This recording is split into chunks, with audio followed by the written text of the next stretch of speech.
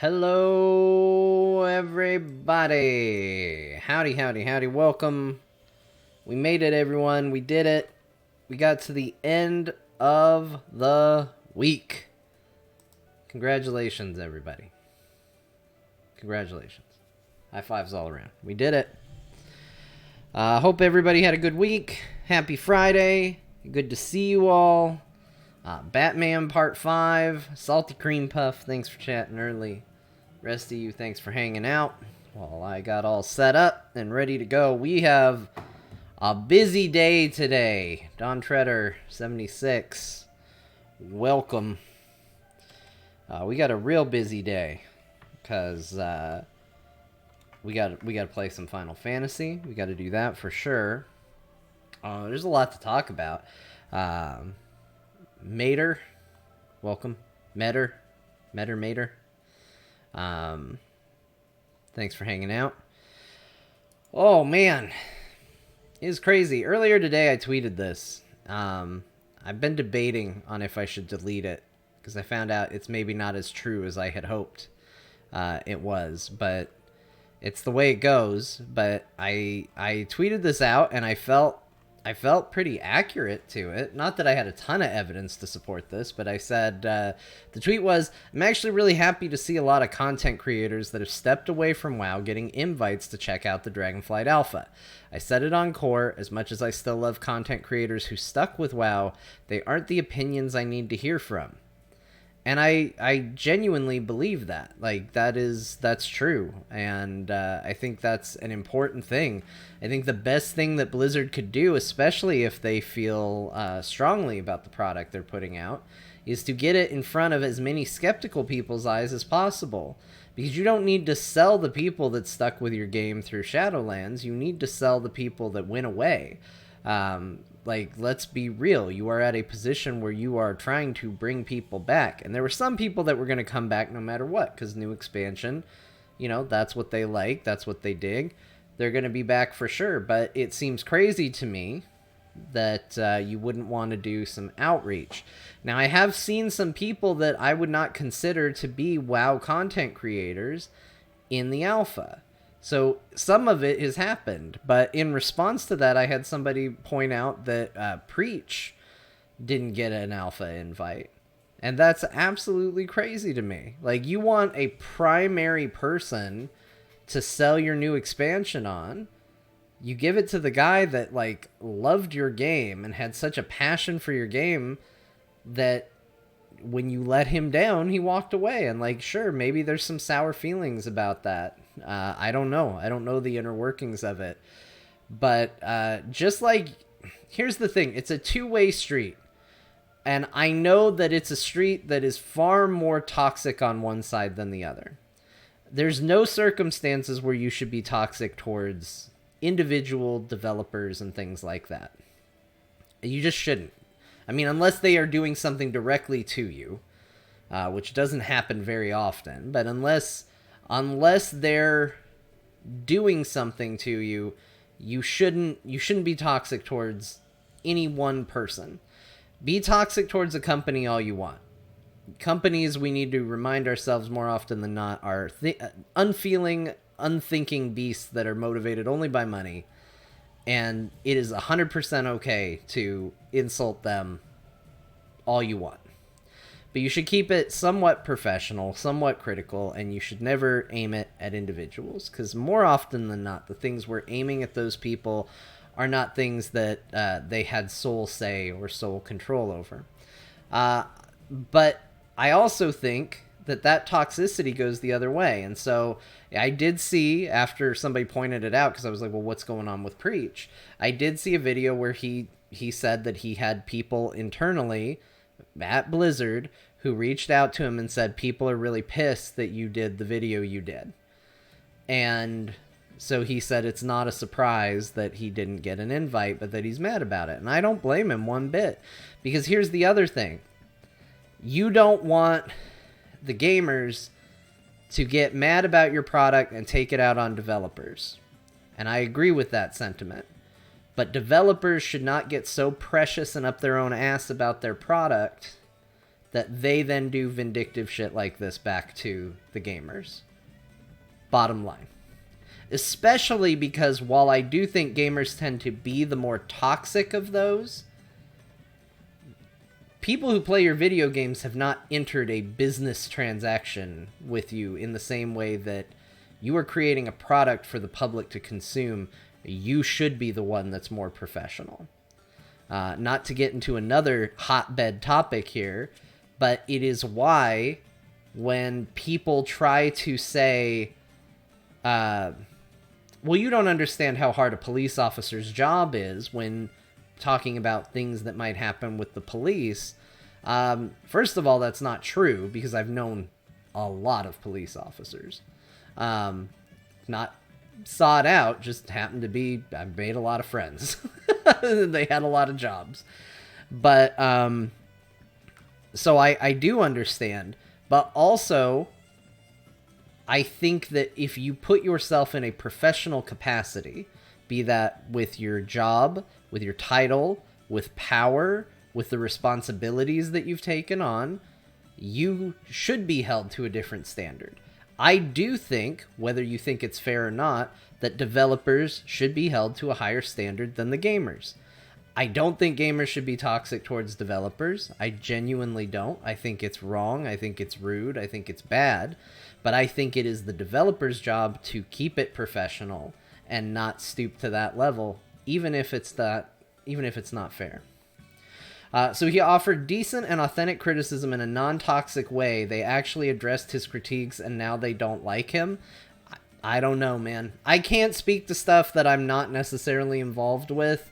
You know, he said that he heard from people internally that his video about "I'm done with WoW, I'm leaving WoW" really rubbed some people the wrong way. I think that is a sentiment that Blizzard 100% earned. And I think you're right. I think you said it perfectly, Ralisor, is that they've acknowledged this. Like, they didn't come out and go, "We're sorry, we've been bad." Like, it wasn't the apology you kind of wish it was. But they've said, like, "Hey, we've made mistakes. Hey, we're listening. Hey, there's things we need to learn from," which is what all these critical voices have been saying. And if you're going to acknowledge that, then maybe don't hold it against people that they were the first ones to point it out. So if that's the truth behind it, I think that sucks. And, you know, I think you look at creators like Asmongold, and he's been just as vocal. He's been doing React content to Preach's videos going, "Yeah, I 100% agree with that. 100%, 100%. He got alpha access. So is it a case of, well, you know, Asmon's audience is so big, we gotta do it, you know, like, or is it just that, well, Asmon has been a big enough fan all along, even when being critical, that at least we know it'll get the right attention? Because maybe they're just sitting there and they're afraid, well, Preach has moved on. He seems very happy that he's moved on. What happens if we give him access and he hates it? But I think that's a risk you have to take. If you want to bring people back into your game, you have to take the risk of saying, like, "Hey, we're trying. Do you want to give this a try? What do you think of it?" Like, I'm pretty bitter, if I'm being honest, about how I feel about that game. Like, I feel burned.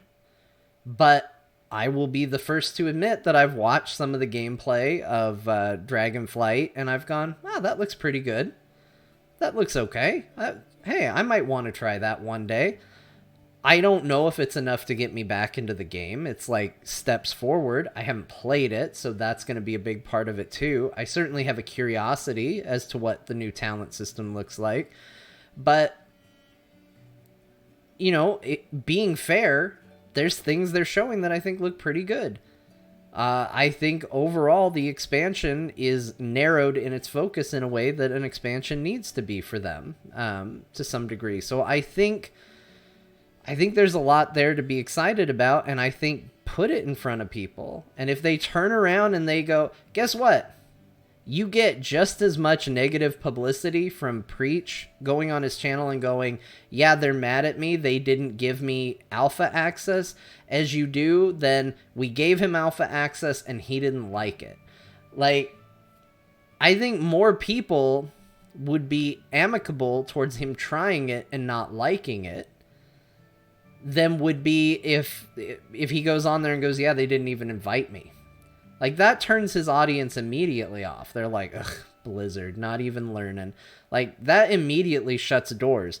At least if he tries it, even if he comes out scathing and goes, wow, hasn't learned anything, it's still awful. Okay, there still might be some people that go, oh, but you know what? That thing he said doesn't apply to me. So maybe I should still try it. Like, I feel like one way loses 90% of the people, and the other way loses, 80, 70%. I'm just making up percents. It doesn't really matter. But I hope that makes sense. I think it's a mistake. I saw a few content creators that I was surprised to have alpha access have it, and I thought it was a good thing, and I tweeted it. Hearing that this has been the case for some people that were overly critical. I mean, Scott, as far as I know, doesn't have alpha access. I don't know why. Like, and it could be innocent, too. It could be that they just have a policy. If you don't have an active account or you didn't apply, although I have a feeling there's not a lot. There's some people with access that didn't have to apply. But, I'm talking about more for Scott, but, like, why doesn't Scott have alpha access? Like, he 100% should. He's exactly the audience. He walked away because he was a little bored and a little over it. I didn't think by any means he was super negative on it. And he's just like, nah, we'll check it out maybe. Now, Scott does say that he doesn't typically play alphas and betas, but why doesn't he at least have the offer, right? Because I'm certainly not talking about me. Like, my stream has never been a WoW stream because my stream started after that. My WoW show is gone and not even running anymore. So I'm not trying to say me. But I do think that hearing that there are some big name creators that have stepped away or been critical not getting it, I think is a little rough. The game will always hold a special place for me. It was my first foray into the MMO space. I've always tried every expansion WoW has put out. I may end up trying it. I may not. I may take Scott's approach and wait and see how it lands. As far as Asmon and other big voices, I don't truly trust them. It's about their views and money when it comes to them. I'd rather hear stuff from people like you guys that I trust before I make my decision. So, yeah, I mean, to comment to that, I don't know who's trustworthy. I only know my thoughts, what I present. There are people out there that I think are genuinely pretty earnest, or at least upfront when they're trying to make money. That's always been my personal take with Asmon. He's gonna do the thing. He's gonna get the views and the clicks, and he's gonna get what he needs from it from a business standpoint. But I've always felt that his words behind it at least rang true. Because he played Diablo Immortal, right? And the entire time he was playing Diablo Immortal, he was like, this game sucks. I'm going to spend a bunch of money on it and try and get attention and try and make it illegal to do microtransaction and loot box stuff like this. He's pretty upfront with what he was doing, but he was also cashing those checks, at the same time. So, but again, I can't tell you that that's something that happened. Trust him. I can't even really tell you to trust me. That's for you to formulate your own opinion on. Find the voices that speak to you. Find the voices that resonate with how you feel. And follow them and listen to what they have to say. If I got alpha access, I don't know if I'd play it. I'm definitely curious. Like, I think the new dragon race, the Drakthir or whatever, I think it looks awful. I think it is one of the worst looking things. It looks like... Every time I see the character models for them, it looks like the way MMOs look when they're at the end of their life cycle and nobody cares anymore. Like, I remember logging into EverQuest, like, I know EverQuest is still going, but, like, around the time EverQuest stopped being super relevant and big. And I remember looking at stuff, and you could tell some stuff had a lot of time and attention put into it, and some stuff was still the old stuff. And there was this weird mishmash where things just didn't really flow and fit together. And the same feeling I had when I played then is the same way I feel when I see the Drakthir now. Now, that said, the Evoker class, I think, looks really cool. Seeing the abilities, seeing them doing something different with how a class plays is really neat. And I do think that class actually looks pretty cool. So there's a temptation to try that. There's always a temptation to say, what are they doing with my class? Because even though I don't play, I still feel like I have some ownership of the rogue class. That was my class. So there is still some curiosity as to, okay, well, what do those talent trees look like? So there's things I'm curious about, and those curiosities might be enough to get me to try it. But in general, I'm like what a lot of people are saying. I want to find people who felt the same way about the game as me, who walked away from it, and I want to hear their takes on it. Those are the voices I care about, and that's what I want to hear. Not gonna lie, I've just given up on Blizzard and made peace with it at this point. 100%. Like, that's where a lot of people are at. I'm still, I've still got a foot in the door, right? Like, at the end of the day, I've walked away from a lot of it. I made the joke a couple streams ago when I was like, why is Battle.net on my computer? And I said, well, to be serious, I played Diablo 2 Resurrected recently. But genuinely, that was the first time I had opened Battle.net in a long time. Like, overall, I had been pretty done with it, and not exactly maligning that fact either. I wasn't celebrating either. I wasn't running around going, yeah, another day without playing Battle.net, but I was at least, I was content. Wasn't a lack of things to play or do. But it is a case of, where's your interest? I'm interested in whatever Diablo 4 is going to end up being, because I really love Diablo 3. Do I think it's going to automatically be good because it's got Diablo in the title? No. Do I believe it's automatically good because Blizzard's making it? Certainly no anymore. But I'm still curious about it, and I kind of feel the same way about Dragonflight. I spent so much time in WoW. It was my game for so long that, I can't pretend that I'm not curious about it, that I'm not interested in it, because that's exactly what it would be if that was the attitude I tried to take. It would be pretend. Like, I am curious, and there is some stuff that I see coming out of it that I think's good. And I think it's important to be able to acknowledge the good as well as the bad. Yeah, I agree with all of this. I was on the way out when the BS went down last year anyway. Need to know how it feels coming back versus how someone who likes it, who has stayed with the game. Yeah, and I know that there are people, because I saw this as a reply to it, that say, like, well, 9.2 got very good. Well, I didn't make it to 9.2. I certainly saw that things were improving and getting better in that direction. I heard a lot of good things around 9.2, but they lost me well before I got to it, and I don't feel like I need to go back to find out how I'm going to feel about the whole thing. I think Dragonflight is a good reset point if the interest is high enough for me. Right now, I haven't pre-ordered it. Right now, the interest isn't high enough for me, but we'll see when it comes out. What else is going to be out? What am I playing at that time? If I've got nothing better to do, hell yeah, I'll play it. Because I'll stand by this. As much as I hated Shadowlands, as much as I hated Battle for Azeroth, every expansion, Cataclysm, every expansion, I have enjoyed the initial leveling up, seeing the zones, doing the things, getting to whatever the end game is. Now, that's usually where it falls apart. But I've at least enjoyed up to that point. It could probably justify its price tag. I'm certainly not going to be buying any collector's editions or anything, because I've learned very quickly how easy it is for me to walk away from this game and be okay with it, and I don't want to invest any more money like that into it. But I will get my money's worth if I buy the base level game and a month sub and I play through Dragonflight. I have no doubt I'll feel good about that. I just don't know if that desire is going to be stronger than whatever else is going on at that time, because who knows what else is going to be happening. We don't even know when it's coming out.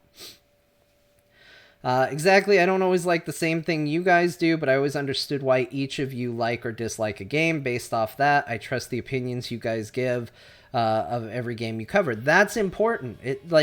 That's the nature, and that's why I think we're actually in a better place for game reviews. I know some people don't think that, but I think being able to see what people's playing habits are teaches you about a person's likes and dislikes. If you have a person who you agree with 100% of the games they play, you're like, man, every game they like, I like. That's crazy.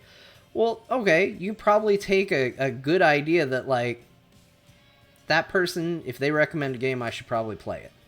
If you have a person that you like, fine, but you don't like any of the games they play, okay, well, their reviews aren't going to mean much to you. That's just how it's going to go. And that's just going to be the way it's gonna be. I always come back at the start of an expansion, love the busy servers and the buzz around it. Yeah, and there's some people that just like that time in the game. Like, it's a fun time for expansions. It's probably the best time. It has a very quick dipping quality after that. For me, I've spent the money on Blizzard games. For me to boycott it completely, I'd be giving up that money. I'm hesitant to spend any more, though. You know, I said this on Core. I kind of stand by it. For anybody that wants to walk away, I certainly don't fault them. I'm not going to tell people they have to. I'm not going to tell people they can't. Like, you got to find your own reasoning for things. Like, that's why I don't like the whole, like, canceling of people. Like, sure, maybe there are some things where it's big enough and strong enough where we can just all agree we don't want to talk about somebody or something. Fine. But in general, just let people make up their own minds. Like, I don't like this feeling of, like, hey, I have to keep everybody, everybody has to think the same way as me. Like, if some people want to say, no more Blizzard, I'm done forever, good for them. Like, let them do that. If some people go, you know what, I don't think it was that big of a deal and I'm going to be back in, that's their decision too. It's fine. I will check out Dragonflight. Not sure about the amount of commitment, though. Yeah, and I think that might be where I probably end up. I mean, first question is going to be what's going on in Final Fantasy XIV. If that's more interesting, WoW will be on the back burner till I'm bored with that. But there's no reason why you can't play multiple games. I mean, for all the time I put into 14, like, I've streamed it, 3 times? It's not... There's a lot of games out there. There's a lot of things to do and play. Like, there's no reason to play just one game. Honestly, I think that's the best thing about kind of WoW's dipping quality is I think it taught a lot of people, like, hey, there's other stuff out there, and a lot of it's really good. Are you ready, Tifa Booba? And we noticed. Yeah, we know. We definitely know. Hi, just got home. Hello, welcome. Thanks for hanging out with us. ESO has the things I care about in an MMO, Battlegrounds, Holy Trinity, and Dungeons. Yeah, but not good dragons, though. That's the only problem. But otherwise, yes. Actually, I have played a little ESO. I think ESO is pretty cool. I didn't want to bring it up because it leads to dragon beef between Scott and I, but... when they talked about that mod that allows 30 people to play Skyrim together, my first thought was like, dude, just go play ESO. It's not 1-for-1, but, like, it's pretty good. Like, I actually think ESO is not terrible. I don't play it, but it's not terrible. John, is Core Stealth sponsored by Gamepass? No, but you would think it. I definitely understand why people believe that as a thing. It turns out, this is crazy, if you put out a product that people think has a good value and they use it a lot, you get free advertising for it. You don't have to pay anybody to advertise it because people won't shut up about it. Turns out it's probably the best kind of advertising you can do. It's weird like that. And, yeah, there are times where I'm like, man, we talk about Game Pass a lot on Core. But you know what? when there's a video game out that I'm not so excited about that I'm going to drop $70 on it, and I get to just go play it for free on Game Pass day one and can talk about it. Like, if we were in a situation where people were sending us review copies of games, and any game that came out, or at least any big game that came out, I had access to and could play, and it wasn't a case of, well, the games we talk about on Core is what we buy. Like, yeah, you wouldn't hear so much about Game Pass because we could play whatever we wanted. We'd have access to everything. But I think one of the things that Core not being so big that we get, like, requests to review things and stuff like that, I think one of the advantages is we genuinely just talk about what we play, and all of us are broke as shit. So Game Pass gets talked about a lot because it turns out it's a really good service for people that are broke as shit. New World is my chill MMO experience at the moment. Yeah, it was definitely that. Like, I feel you. Yeah, it was. I don't want to disparage it. It's fine. It's definitely chill.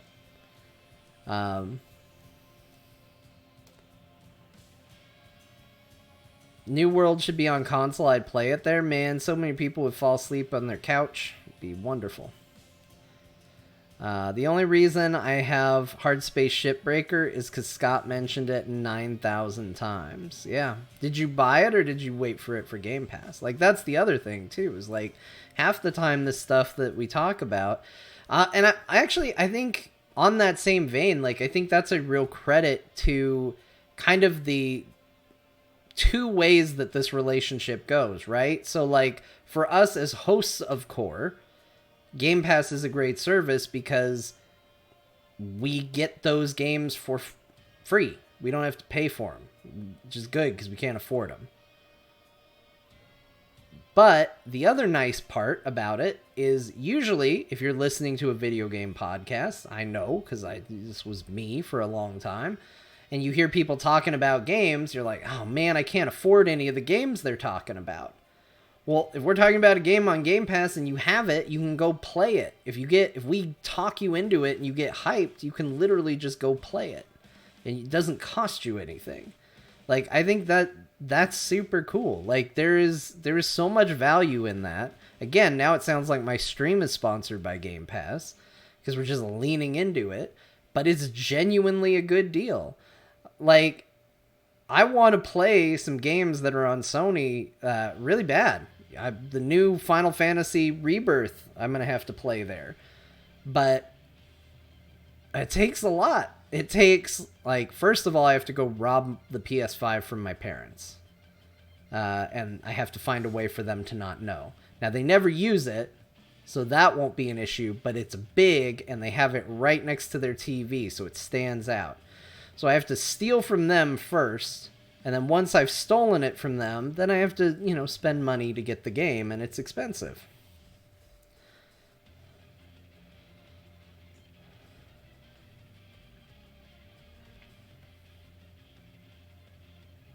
Sony's new service is pretty awesome too. I didn't upgrade, so I still have whatever the lowest tier is, because I basically just use the PlayStation for the online services is basically all it really gets out of me. But yeah, I think anytime you can have a service where people have a big investment of money to buy something and they don't then have to turn around and do another big investment of money to enjoy the thing they just bought, that's a good deal.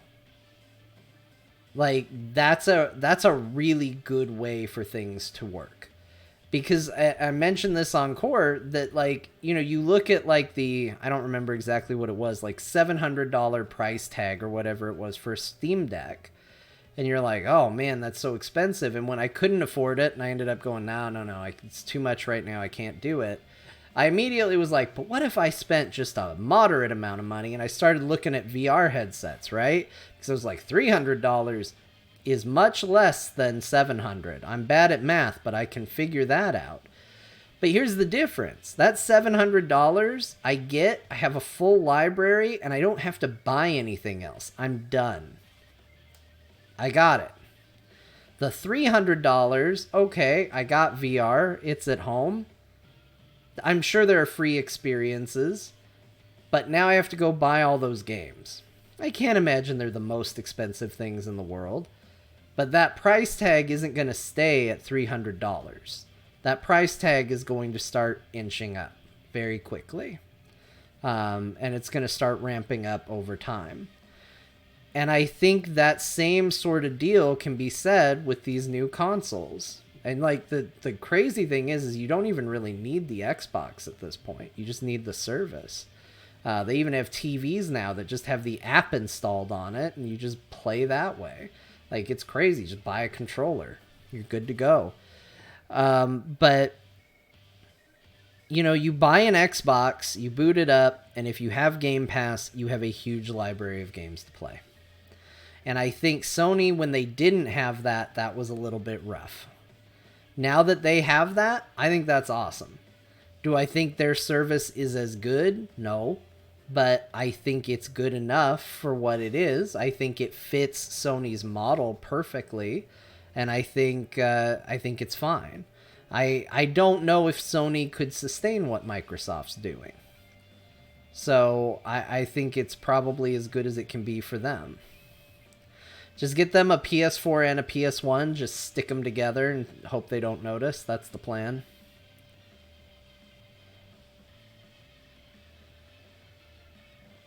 I mean, like most people, a game every month or two at full price is doable, but not the best option for a gaming podcast. Game Pass, yeah, it's true. It adds up very quickly.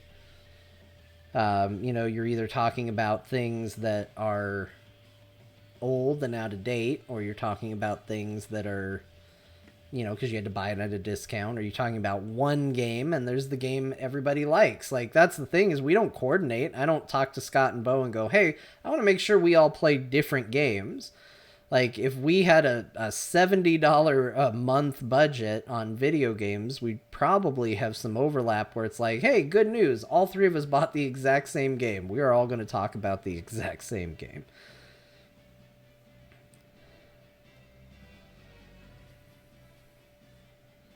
I'll send you my PS4. I never use it, and they can use that as their entertainment system. Yeah, I mean, I actually have two PS4s right now. I have a Pro, and I have a normal one. Neither of them are hooked up. They're going to be at some point, but it's been hard to figure out because when we moved into the new house, like, everybody before was, like, sharing rooms and stuff like that, and there was a lot of living on top of each other. Now everybody's got their own space, their own room, and so it kind of suddenly became like, okay, well, where are we putting all the consoles? Who's getting what? And that's been a real negotiation and a real thing to figure out. Bo could have bought 2 Steam Decks now with the amount of VR stuff he's bought. Yeah, but I gotta tell you, with how much love and passion Bo has for that VR stuff, like, good that he got it. Like, I don't know if I've seen anybody like buy in quite as hard as him. I know Scott likes it a lot, but I think Bo is bordering on like zealotry, right? I don't know. I haven't done it. I mean, I've done VR. I went to a VR place and did the thing where you run around in a room.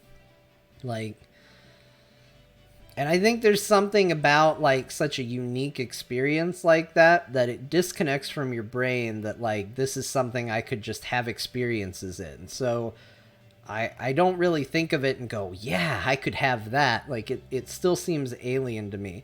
Like, I need to get a VR headset. I need to just try it. I need to just see what it's like and see how I feel about it. But I am worried that, like, I'm going to be buying a $300 paperweight because, like, me right now, right here, goes, I don't really care about VR that much. But I also haven't tried it. And how do you really comment on it until you know? So, it was the Space Nun boobs for Bo. He was sold. I mean, I'll try that too. I wouldn't argue with having, some Space Nun boobs. Like, that'd be fine.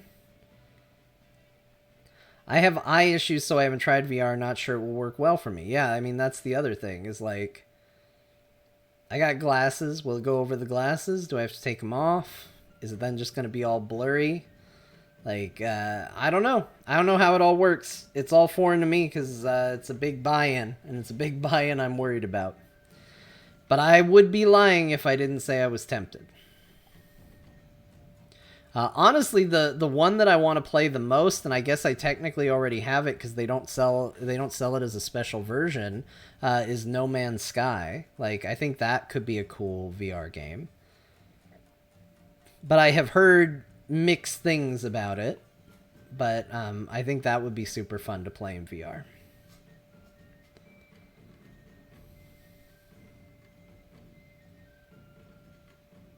I watched Scott play VR a little bit when he was first getting into it, and all I saw was like shooting simulators. Like, here's a gun, fight some people. Here's a space gun, fight some space people. Here's a flamethrower, fight zombies. Here's like, and it was just shooting ranges and shooting galleries. So I think now that we have moved a little further in our experiences, like now it is a little more compelling.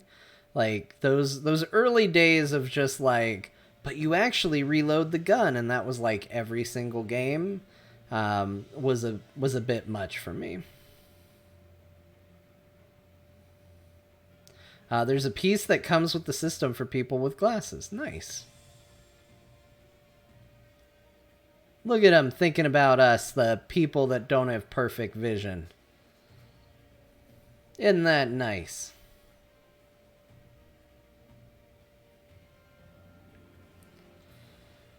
Yeah, I mean, we'll see. My birthday's coming up. And while I don't anticipate anybody's going to actually get me anything for my birthday, it is usually the time of year where I go, well, I'll just splurge on myself and buy something nice. So maybe it'll be VR. Yeah, Beat Saber's, like, I'll tell you, one of the things is just to get myself active a little bit more. Like, I definitely need to be more active in my video game playing lifestyle. Right now, there's a time where it was like, okay, well, it's not a lot, but I wake up, I go to work, I have to walk around a lot at work, and there's physical activity there and coming home, and then, I sit and play video games, but, I gotta get up, and I gotta get food, and I gotta do stuff. Like, there's a little bit of activity here. Right now, as an adult, it's like, well, I'm streaming, so I'm sitting and chatting and playing video games.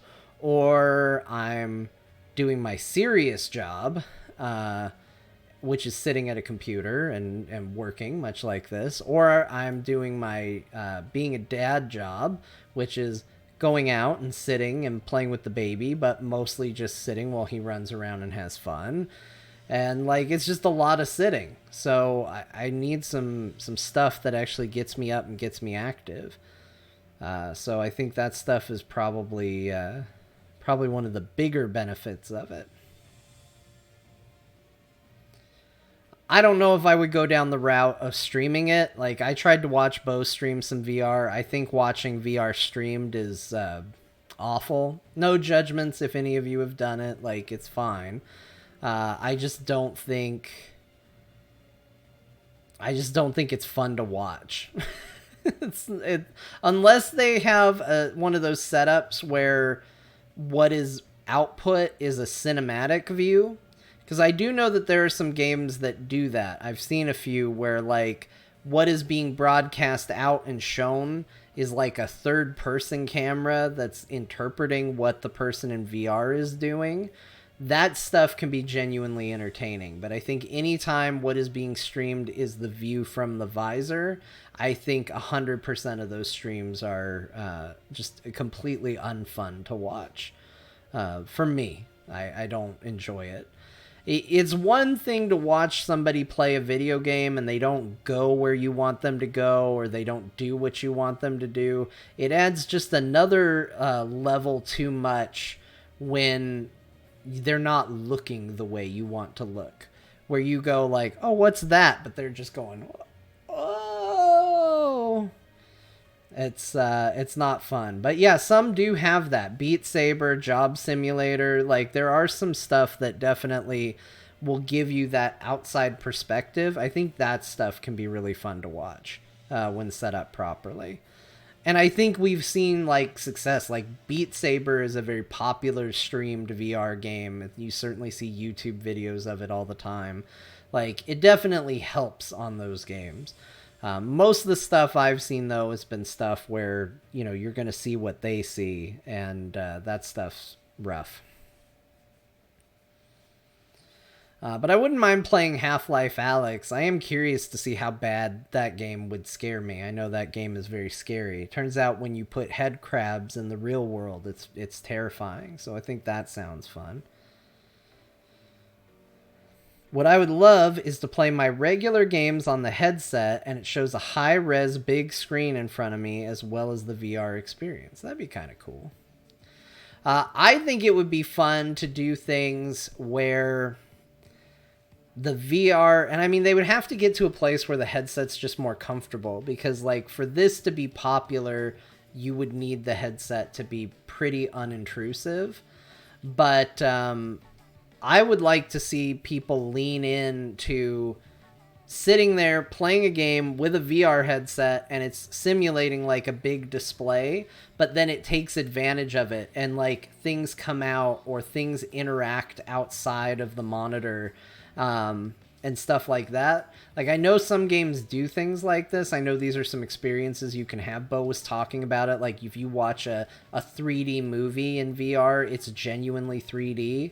I'd like to see stuff get leaned into with that, because I think that could be really cool. But you don't really want to sit down and play like Final Fantasy VII with a big heavy headset on your head. Like, just doing that over time, I don't think is going to be super fun. But if they can get the headsets light and small enough, I think that could be a thing that, people lean into and would be really cool. Imagine being able to watch a movie or game on a massive screen in VR. Who needs a monitor when you have this awesome VR monitor? I mean, yeah, like that kind of stuff is cool, and like I said, they could do like crazy things with it. Like you could literally have stuff like you could watch The Ring and she could literally step out of your TV if you were watching it in VR and like approach you. That would be cool. Like, go for it. That stuff is an awesome idea. Ben, no, John, no. It's yeah, like that's the stuff you can do in there. But again, you need the headset to feel comfortable. Like you need to be in a place like where the headset isn't any of a burden, because you're asking people to do a bunch of extra steps just to watch a movie or something. And sometimes it would be worth it, but is it worth the effort of making it and programming it and doing it for just a small number of people to experience it? The Meta 2 isn't that bad, especially if you get the upgraded strap. Yeah, I mean, I think we're getting there. We're getting there right now. The headset is honestly pretty light. Yeah. I would shit myself not even on a lake. Yeah, I'm telling you, they could lean into stuff. I mean, imagine if when the jaw comes out of the alien, it literally comes out of the TV. Like, you could do all sorts of crazy stuff with it. Like, you could have things like scamper into the screen past you. Like, that'd be cool. Like, horror, I think, has a really cool future in VR, because it's really easy to scare people when they think they're actually there, and they can't just look around and go, oh no, I'm safe, I'm fine.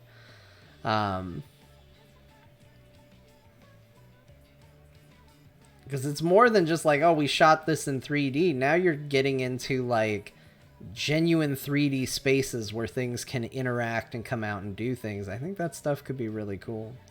But I think we are, if it becomes popular, if it gets big, like I do think that it is a future technology that you can see. We are getting to the point where we can, over wireless, send high definition video. We can send more and more data 4G, 5G. Like we can do more with our phones, and you can see a world where headsets don't have to be the graphic powerhouses that they are today if they connect and get that information, over like a 4 or 5G connection. And for a while, well, that would be impossible. Like the latency would be bad and all of that. But we're getting there where it's not going to be the case for too much longer.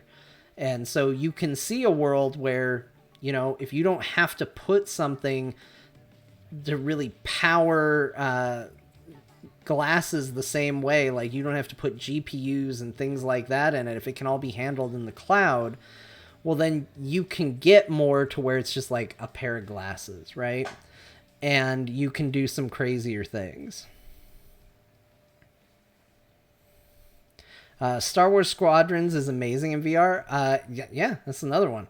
And I think like the default game, I think that's another one where like you get the VR just for having the game. So that is true. I would have a few games automatically in VR because there are some games I own that I do think offer VR right away. So it wouldn't be a terrible waste, but yeah, it's just a lot of money. That's what it comes down to. It's just a lot of money. It's a big buy-in. We need more subs. Let's just get more subs. We'll get VR. More VR that I promise not to stream. So your subs will be very valued. All right, everybody. Is that good? Is that a good pre-show? Should we call it? Should we go into the game itself? Does anybody else have anything they need to talk about? What else is going on? I think we're pretty good. I think we can get into the gameplay. Honestly, I'm just excited to play because I think today is the day that I publicly fall down on my face in front of everybody on this Final Fantasy business. Ben needs to talk to me tonight. Tonight. Okay. I make that happen. Send me a DM so I don't forget. I installed Final Fantasy 13-2 and tried that out. It was interesting to say the least. Yeah, I don't know if we're going to get to any of the sequels. I have played a little bit of 13. Like most of the Final Fantasies at this point, I've logged some time on it. I did not like 13 very much at all. I thought it had some cool ideas, and it didn't go much beyond those in the time that I played it. So right now I haven't committed that I'm going to play any of the sequels because I don't know if I want more of a thing I didn't enjoy. But we're wiping the slate clean on all these playthroughs. We're going in, maybe some preconceived notions, but we're giving them a fair shake across the board as we progress. So we'll see where we wind up with it.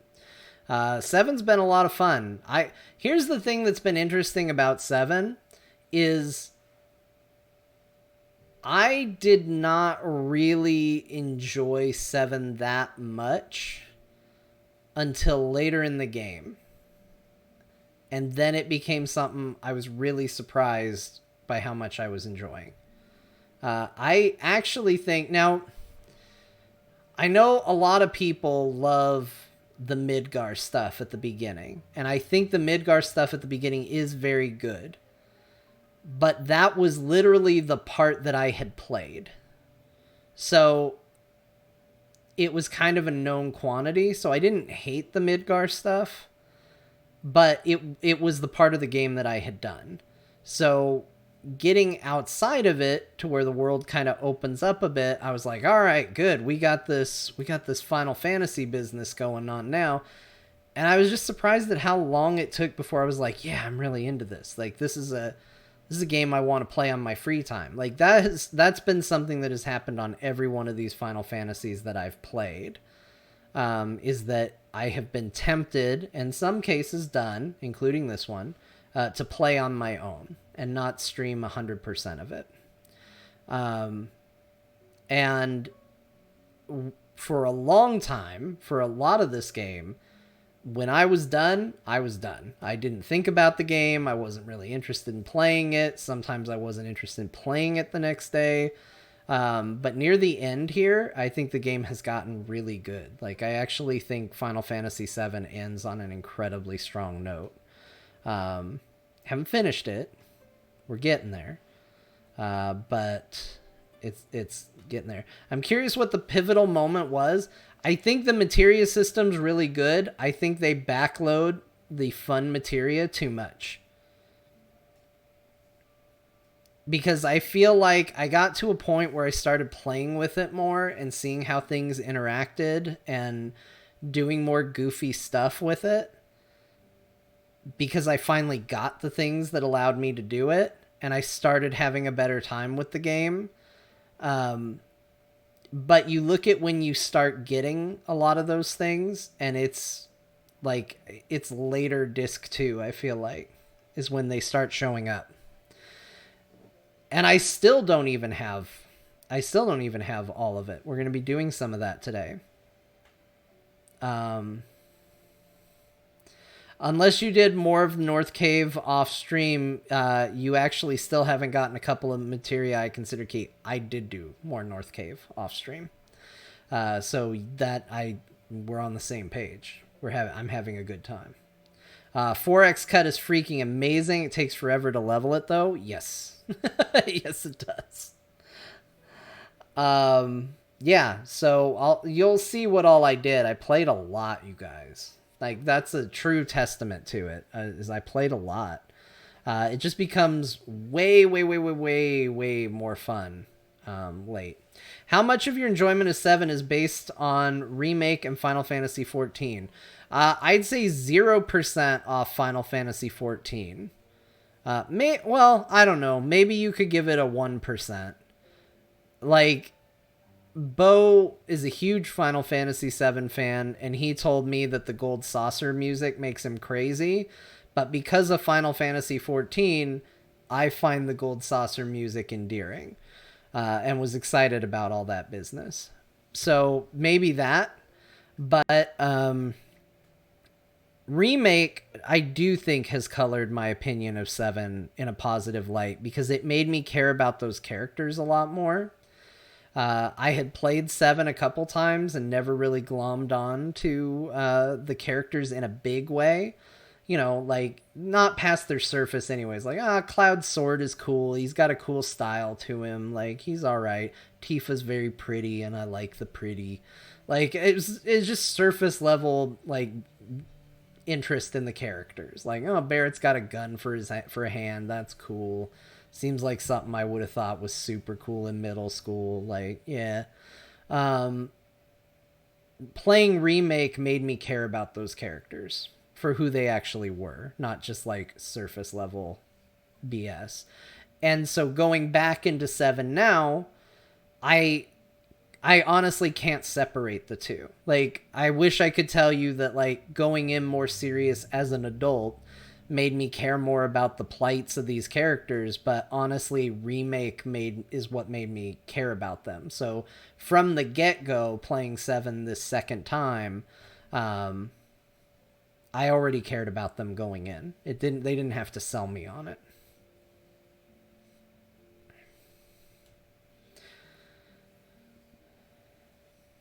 Vincent is actually one of my favorite characters in all of gaming. Did you ever try Dirge of Cerberus? No, I didn't. Because I was never a big Final Fantasy VII guy. Like, for a while, I was the, like, heavy anti-7 guy. Because 8 was always overlooked, in my opinion. Because anybody wanted to talk about was 7. But I started with 8, so I liked 8. And so I was a little bitter towards 7 for a while. And that probably was still true when Dirge of Cerberus came out. But I think I will admit that, like, I thought it looked cool. Oh, you know what, actually? I thought... I've been a fan of Vincent for a long time, but for a stupid reason. I didn't know what it was, but back in the day when I played Elder Scrolls Morrowind, I downloaded a mod that was like a vampire mod of some kind for Morrowind. And the whole idea was that they put a bunch of weird, cool vampire stuff in that game. And one of the things they gave you, I didn't know what it was at the time, was Vincent's gauntlet, like his big golden arm thing that he wears. And I remember thinking that was the coolest thing, and my friggin' Morrowind character ran around with that on his arm for the longest time, and then I found out that it was from Final Fantasy VII and that it was a character in there. I was like, oh, that's cool. So my first experience with him in that game and all of that is actually from Morrowind, which is completely backwards, but that's how it is.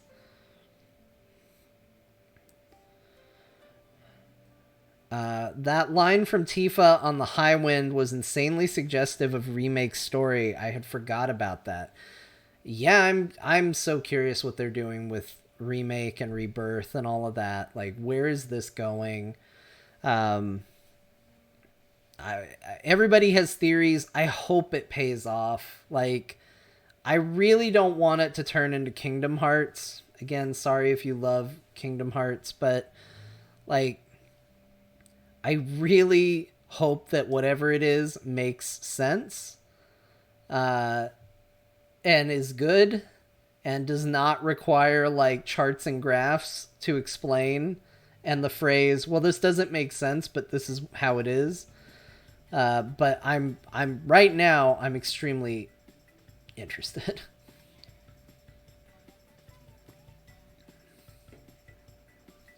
Auron from 10 totally reminds me of Vincent. I'm curious to see where I land on 10 now.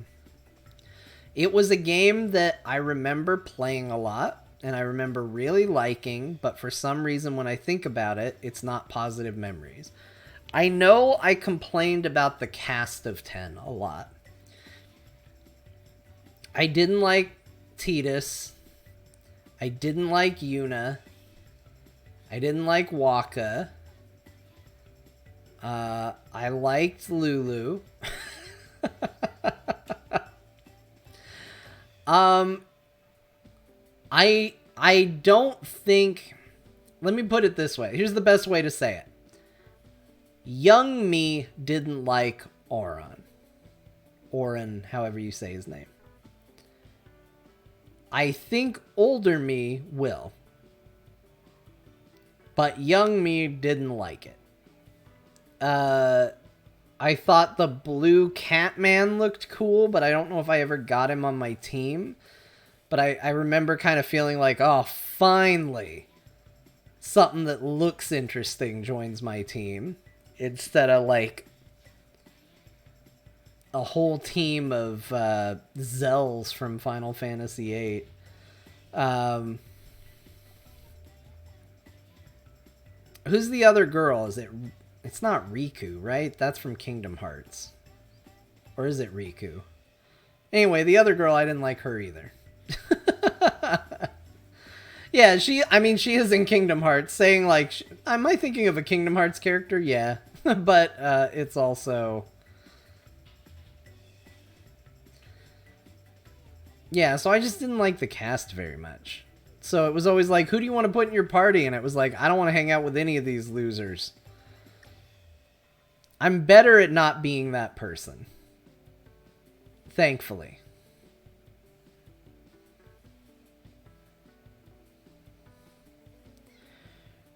Riku is from Final Fantasy VIII. Riku is a guy in Kingdom Hearts. Wait, what did they call her in Kingdom Hearts? Were they both called Riku in those?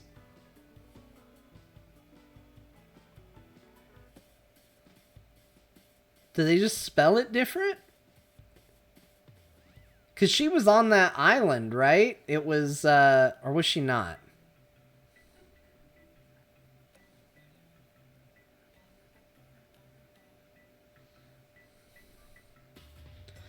Did a study into the mindset of kamikazes during World War II and poured it into Yuna's character. That's interesting. See, that's the kind of stuff, like, I didn't have room for that nuance when I was younger. Young John didn't care. Young John was just like, this guy looks dumb. This lady is annoying. This person is old. Like, there were times when young John could be deep, but a lot of young John playing video games was very surface level. I know that what's the main character in Final Fantasy? Well, there's not really a main character, but the first character you play as in Final Fantasy 12, is it Van? Is that his name? Van or Vaughn?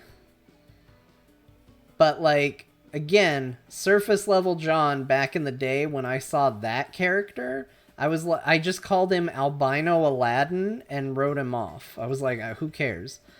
Albino Aladdin, I'm not interested in him.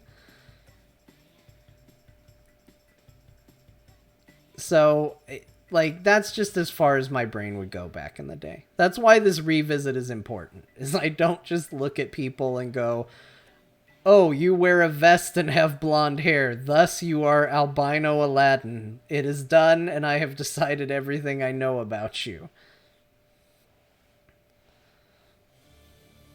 Favorite summon from 10? I don't remember the summons in 10 well enough to pick, but I do like Yojimbo a lot. That's going to be a fun thing to revisit, because I know there's a lot of summon references in 14. I mean, honestly, 14 didn't have a big impact on my opinions of 7, but 14 did have a big impact on my opinion of 3. Like, I look at ranking lists because it's just fun to do, but like, I see where people put Final Fantasy 3, and I always am like, it's too low. It's one of the best Final Fantasies. What are they doing? And I genuinely think part of the reason why 3 is so high on my list is it just reminds me of Shadowbringers in Final Fantasy 14. And I'm just like, oh, I love Shadowbringers so much. John, just always say Shiva or Bahamut is your favorite summon anytime you are asked your favorite summon from any Final Fantasy game. I mean, Bahamut is usually very good. Shiva is usually very good, although Shiva in 7 looks like the kind of drawing I would do in middle school to feel naughty and then hide from my parents. She doesn't look very good, but it just looks like the first time I ever drew boobs on a female character and was like, oh, I gotta hide this paper so my parents don't see. Like, it just does it. She looks a little weird. But Bahamut looks really good in Final Fantasy VII, I'll say that. All 3 Bahamuts, actually, have looked pretty good.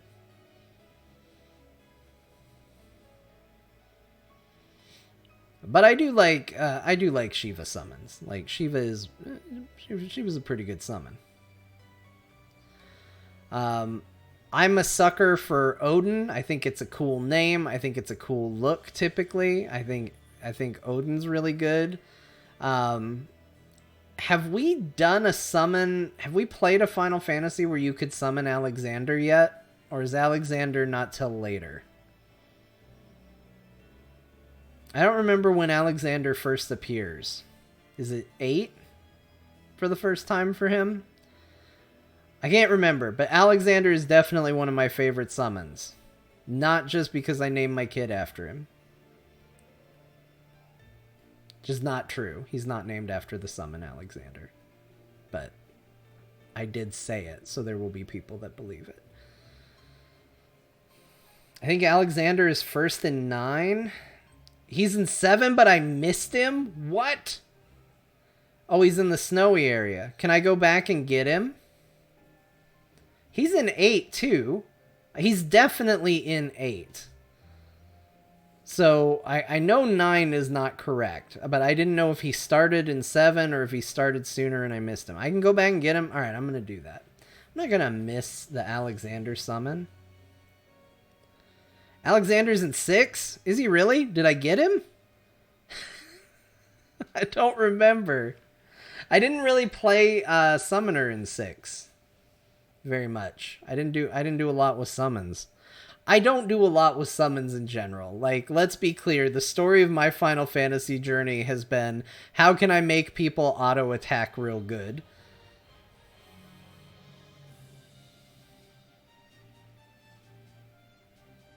I definitely know Alexander was in 8. He's the big castle that, like, steps up onto the shore. I remember it.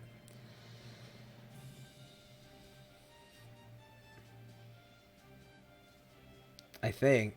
Hold on. Let's see. Alexander summon Final Fantasy. He first appears in 6. He is in 7. Found in the Great Glacier by touching the hot springs and then defeating a snow woman who lurks in a nearby cave. He is in 8.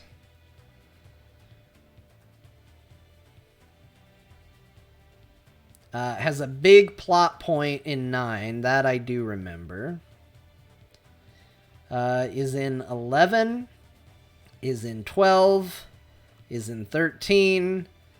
We all know what Alexander is in 14. Am I right? Yeah, okay. So we got lots of Alexander in here.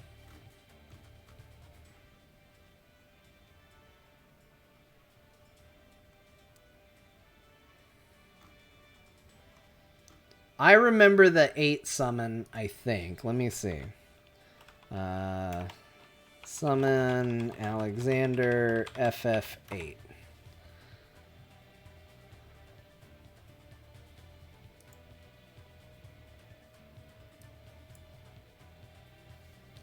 I just vaguely remember him coming out of the ocean. Yeah, he does. Man, my memory is still okay sometimes.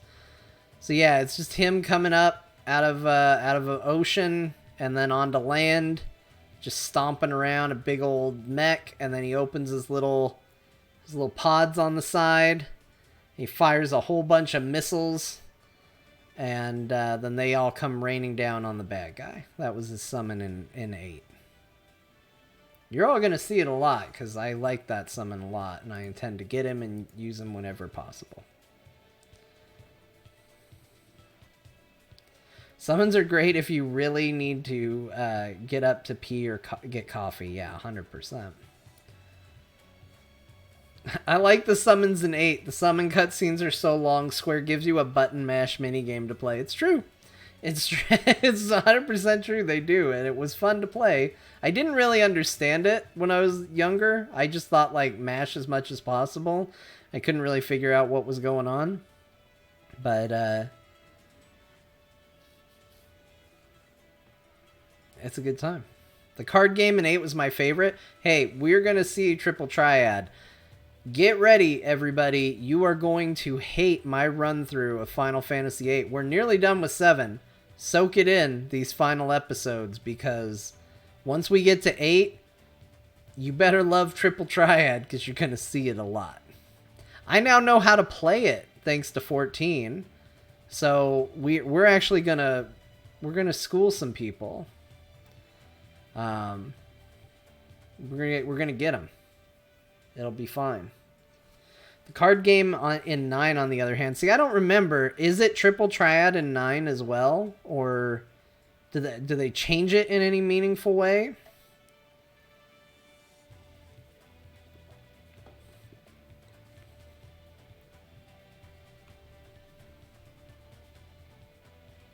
It's janky Triple Triad, almost random, lame.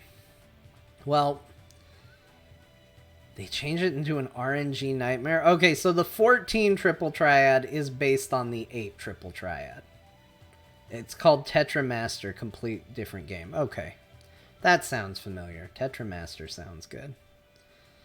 Not good, but it sounds familiar. That's what I mean. Alright, well, I think we should get into actually playing some Final Fantasy here. And when we do, I'll break down everything I've accomplished off stream, because it's been a lot. If you saw my Twitter, you know I stayed up till 3 a.m. breeding chocobos last night. I did. The chocobo's boned. And now we're going to see the results. So thank you everyone for being here. Thank you everybody who followed during this initial segment. I always miss it because it doesn't come through as clear on the announcement sounds. But anybody who's followed the channel, I really appreciate it. Thank you for being here, for hanging out. Let me see if I can get it. Reese Bubbles, I think I said that right. Wonderbolt, Pool Boy, Verminsk. That was hours ago. Anyway, thank you everybody for following. Let's get into the game. Oh wait, I haven't launched the game yet. It's like my first time here. It's as if I haven't done this 100 times. You actually breeded the chocobos? I'm impressed with your tenacity. Well, guys, we live in an age of the internet, and I didn't have to figure out how to do it. I could just ask Google, how do you breed chocobos? And Google told me. And then I just did what Google told me to do. It wasn't hard. It was just time consuming. But I didn't want to go to bed till it was done. All right, here we go. Hello everybody, John here. It's Final Fantasy VII time. We're back. And a lot has happened since last we left. You'll note that there are save files here. Separate save files. In fact, you'll even note there's separate save files here, because I did a little bit of leveling in the northern cave and was worried that I had broken the game and created a second save file just in case. But we're back on the main save. And we're going to load it up. And I'll let you know what all I've gotten up to. Although this is a little bit of a hint right here. What's this? Hanging out by chocobos. Chocobos? Say it ain't so, John. Did you raise chocobos? I did. That chocobo, and that chocobo, and that chocobo, and that chocobo, and that chocobo. But let's not focus on those chocobos. Those chocobos are garbage chocobos. Let's focus on Crafty, my Class C female golden chocobo. And more importantly, let's focus on riding a chocobo.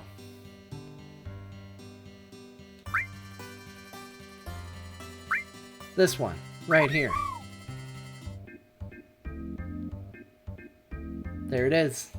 And look at this, everybody. We're just riding right around. So while I show off the power of the golden chocobo that I have achieved here, we'll talk a little bit about it.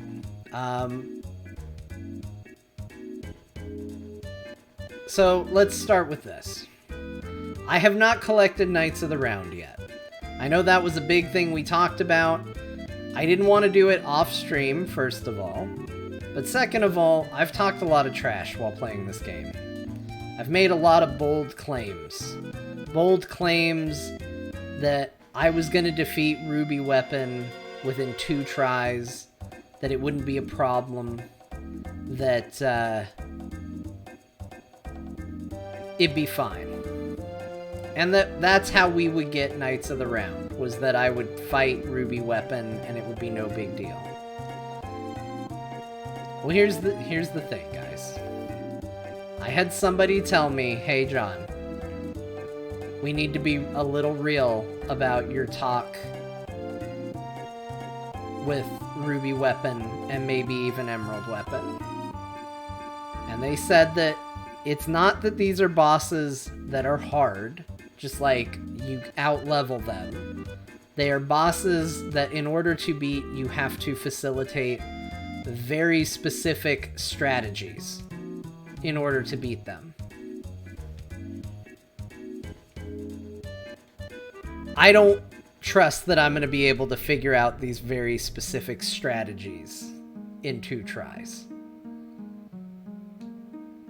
So here's what I think I'm going to do. First, we're going to get these. This is what the chocobo racing was for, was to get some materia. We got to do that. I've already picked up one as I tested the chocobo.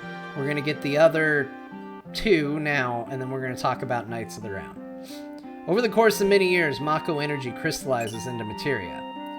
HP to MP. Got it. Now we're going to go get another one. What's over here? I don't remember what the other one was. The other one was something. I don't remember. It was in a cave.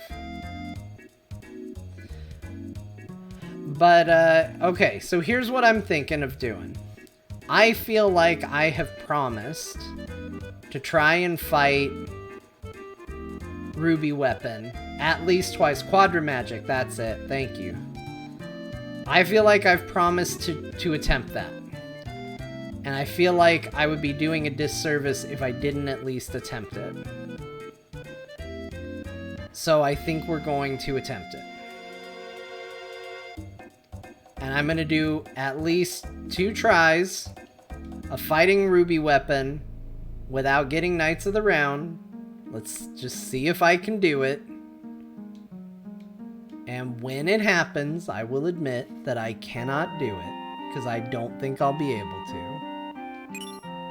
Mime! When it happens that I can't do it, we'll get Knights of the Round, we'll put in the effort to actually learn this, and to do it.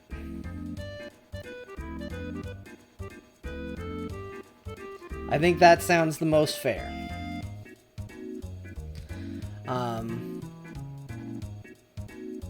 But I said I wasn't going to do it with a choco, or that's how I was going to get my gold chocobo. So I'm not going to equip any of the materia that I've gotten here. I guess with that in mind, we can go get Knights of the Round, right? Everyone's okay with that. I can get it. We're going to not use it at first. And then we'll go check it out. So for right now, we'll go get it. Then we'll go take a look at Ruby Weapon.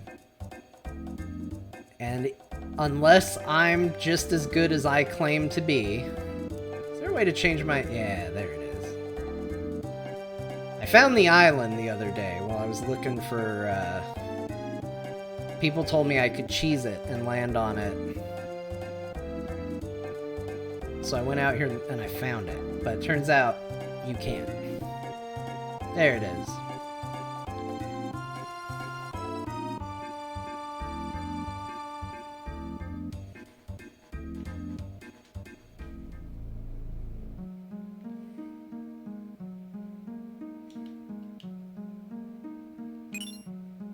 There it is. We got it.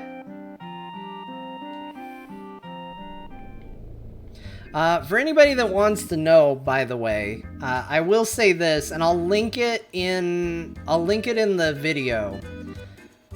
So I've had a lot of people mention, like, oh wow, you put in the time and effort to get the gold chocobo. So what I did, because I had no idea where to even start with chocobo breeding and racing, I googled it. I basically said, hey, what's the fastest way to get a gold chocobo?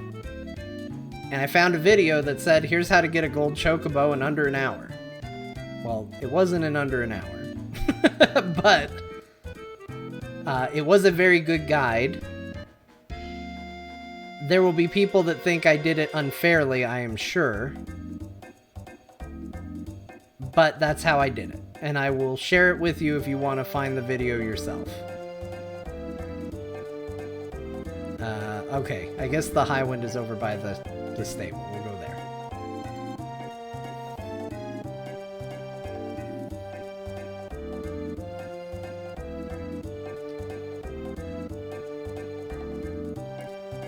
But I will say this. Here's why people will say I cheated. Just to be clear. It's because I didn't have to race a single damn chocobo. All I did was feed him food and make him screw, and that's where all the chocobos came from. Okay, we've parked him back at the stable. Let's get on the ship. Oh, you know what? We probably should have saved.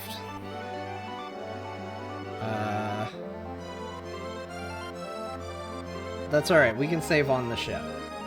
Are you gonna fight Emerald Weapon too? Yeah, but I don't remember. Somebody told me how to get a thing where I could...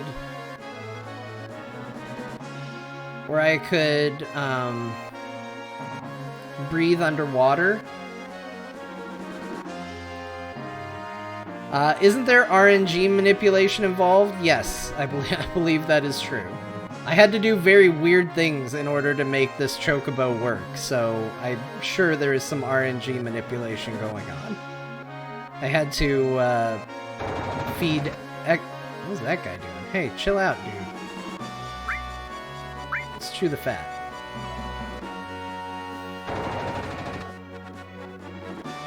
It sounded too complicated, so I just raced. Well, now you know how dedicated I was to not racing. That, yes, it was complicated, and I was like, yes, this sounds better than racing.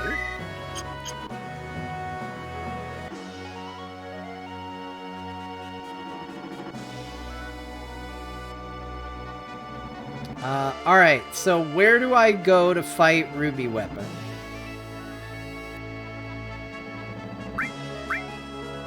Well, hold on. I guess we should probably equip Ultima weapons, right?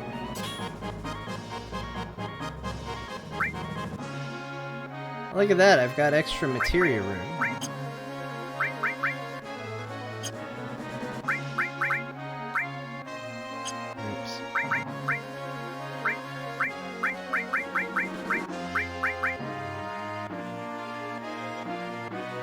She doesn't hit as often. She hits harder, but not as often.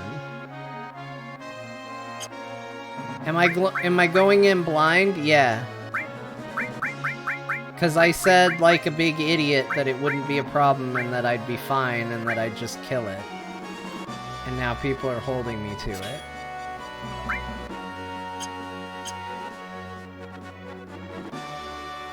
Now I gotta go heal up again. Where is it? Run into him in the gold saucer. In the gold saucer or near the gold saucer? Is he in the gold saucer? I feel like I would have noticed him. I was in the gold saucer not too long ago.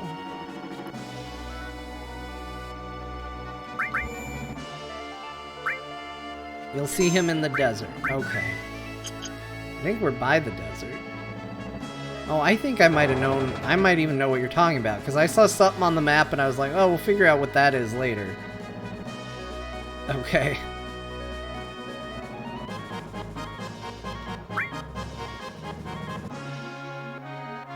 Okay. Oh, yep. Okay, there... That's it? Well, he's tiny. He's a little guy. Do I hit him with the high wind? Can I even hit him? Can I get that low? Oh, I guess I can. Oh, never mind, he's not tiny.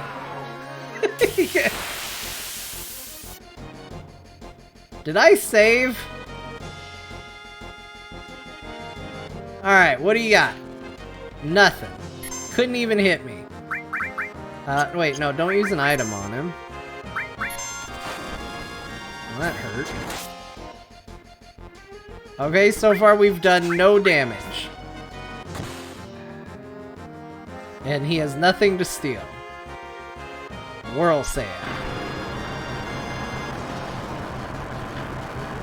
Alright.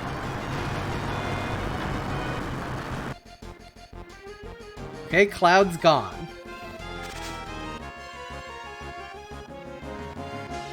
Whirl Sand.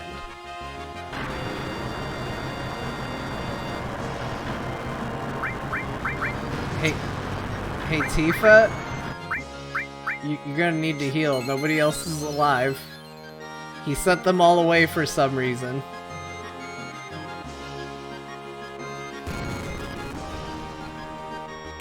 Uh-huh. Okay, tentacles. Hit all the opponents. Hell yeah, I did 300 damage to him, you guys! Oh, there goes all my MP. I don't have any MP anymore now. Oh, and I'm all my health too. Hey, go to sleep.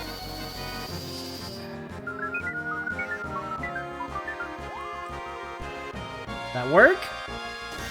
No, that didn't work.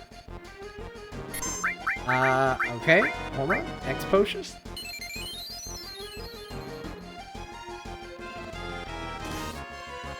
Okay, good. Oh, limit break. Okay, here we go. Here's where we're gonna do it. Yeah, yeah, hit, hit, hit, hit, hit. Shit.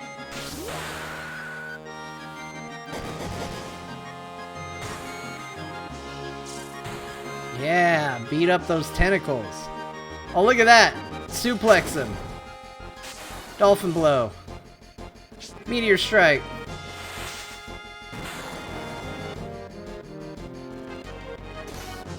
He did not care. He cared about none of that.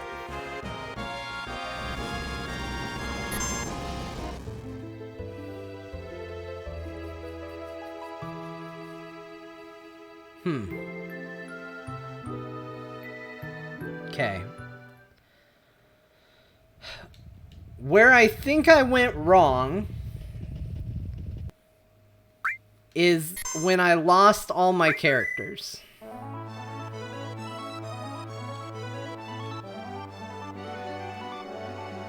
I think that's probably where it...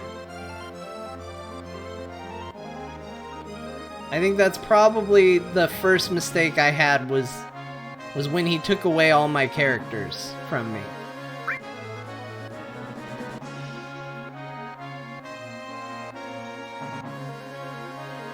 Well, here's the thing. I want to fight him again, but honestly, I have no idea what I could have done differently. Nothing damaged him at the start.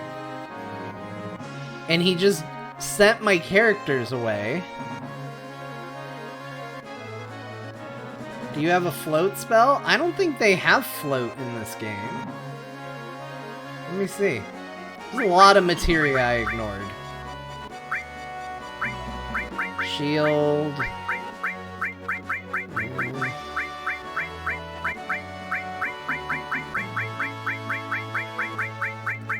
No, I don't see any float spell.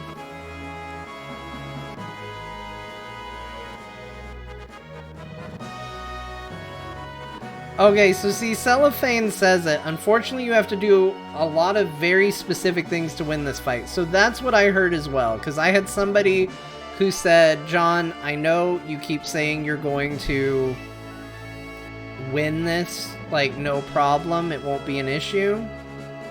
But it's not a case of you just overpower it. It's a case of what you have to do is, like, very specific things. But I don't even know what those specific things would be. Like, I couldn't damage him until the tentacles came out, and even then I could barely damage him. He didn't put the tentacles out until 2 of my teammates were gone.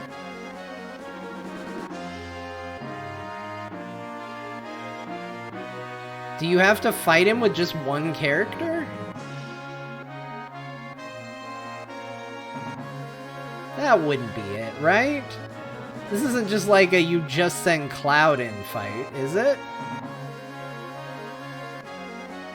Do you want a hint that had been given to you by someone a few streams ago? Sure, give me a hint.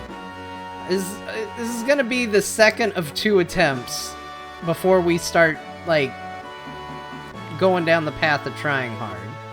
So, I'll take a hint. Give me a hint.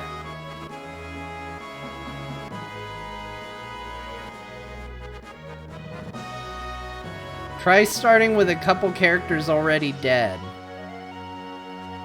Okay, so they're...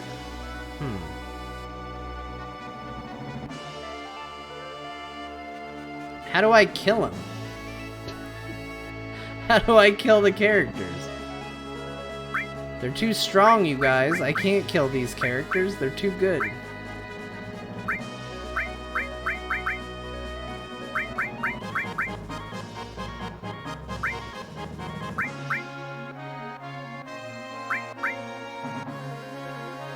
Go into a fight, hit yourself.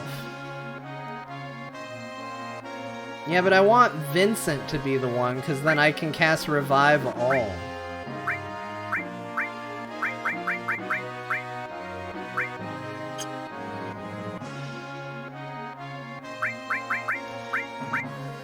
Or you know what? I could probably put it on Tifa.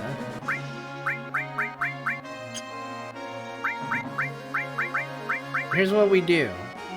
We switch her weapon to that. Now we can do revive all. We still got room for more. What can we do?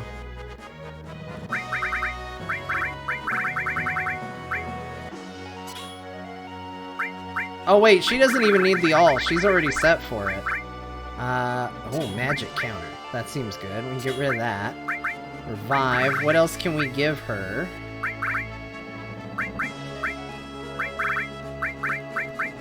MP absorb, I guess. I don't know. Can't revive them when they're gone? Yeah, but maybe if they're dead, they won't be... Hold on. I gotta think about that. Maybe he won't send them away if they're dead.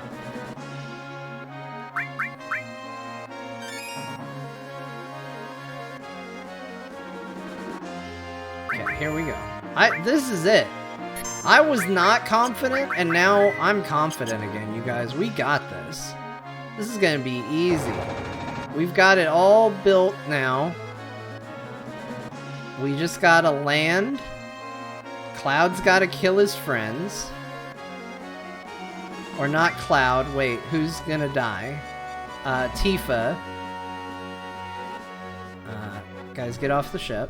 Okay. Get into a random fight here.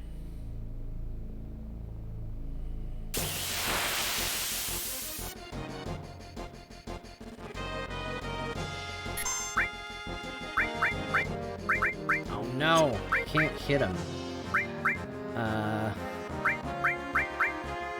Here, hit him with ice.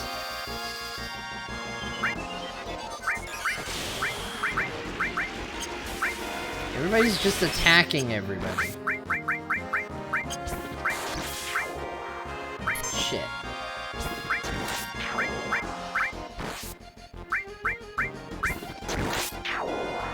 Cloud, stop!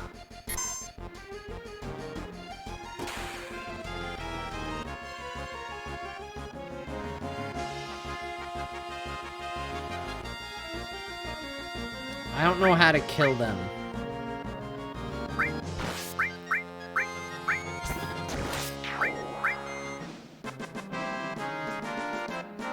Guys, it's too hard to kill my own team. I can't do it. They're too good. Hold on. We'll go to the North Crater. Everything there kills me super easy. I died a lot doing that. You can just de-blow yourself? Look, I've been de-blowing for a long time, and I'm still alive.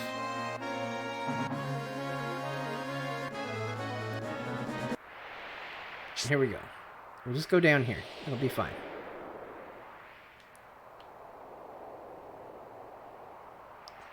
There's stuff down here that just kills you just by looking at it. It's fine.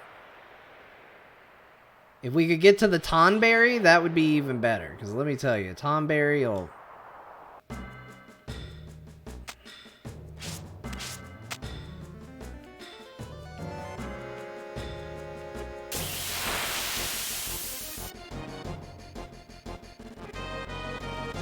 Okay, look, it's these guys.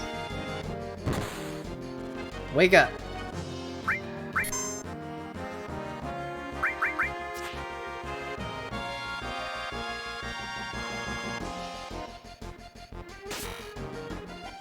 Guys, not Tifa. She's the one that I need to keep on the team. Okay, is level 4 death gonna work on anyone? Shit, none of them are the right level. I thought that would work.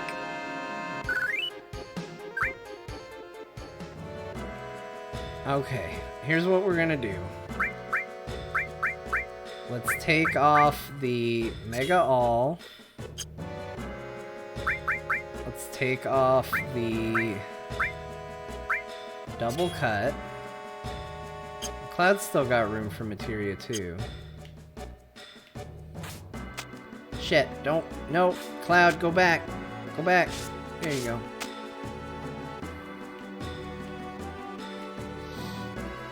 Okay, we need to get another fight.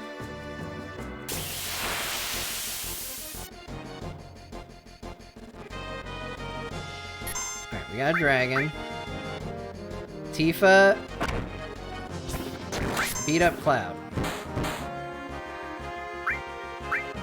Cloud, beat up Cloud. Vincent, beat up Cloud. Shit. Tifa, attack Tifa.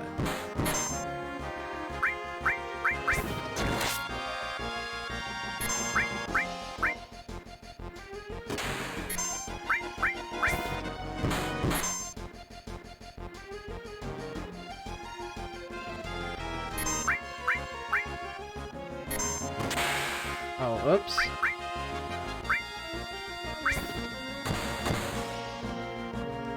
Okay, she's gone.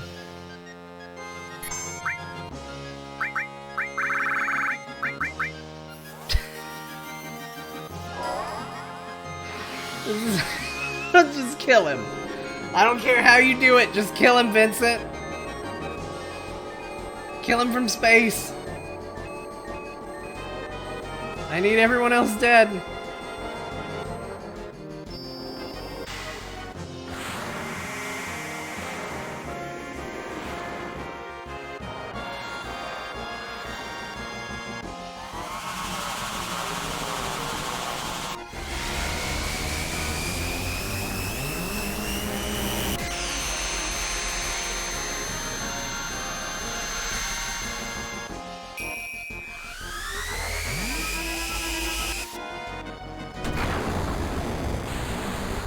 That may have been overkill for what we were trying to achieve. But it worked. Good job, Vincent. You did it, man. Hell yeah.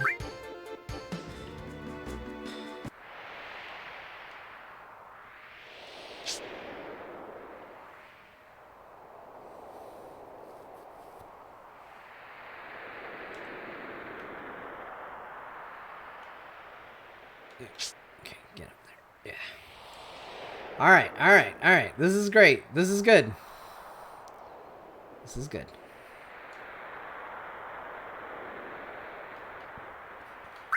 Yep, the whole crew. Oops.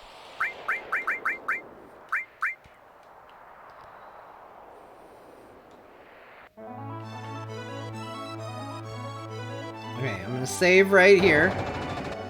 Just so that part is done. Save.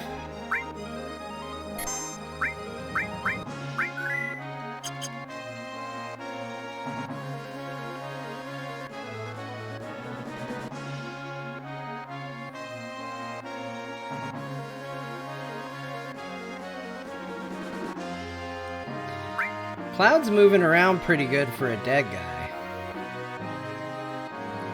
Alright, we're off. Let's go find him. We gotta do a couple more materia things before we start the fight, but I think we're in a good spot.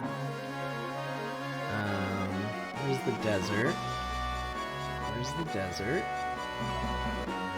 There it is. Oh, there it is. Okay, I see him.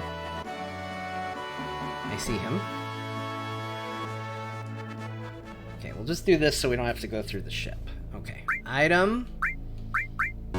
Okay, we can't do that, so that's fine. But we'll... Okay, good.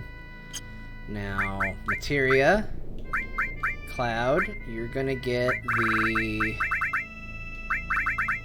Where is it? You know what, let's arrange it, because... Not finding anything. Okay. Double cut. Is there anything else we need to give Cloud? He's pretty good there. We can give him more MP. That seems like that would be good.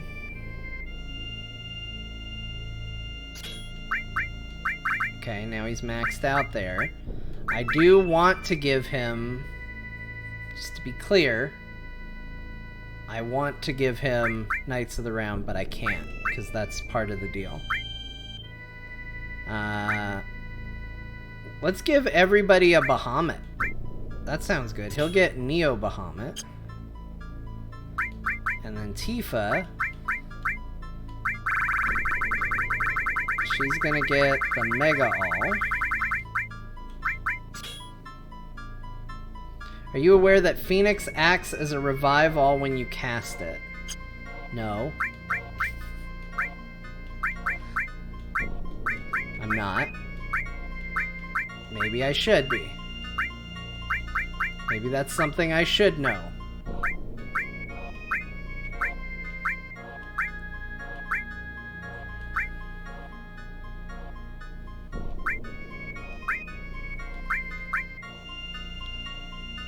Alright, well, I don't think we need that badly.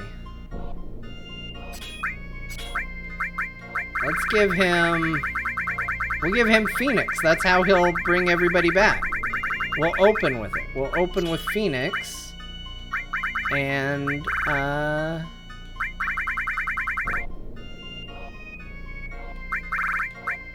we'll give him more HP. Seems good.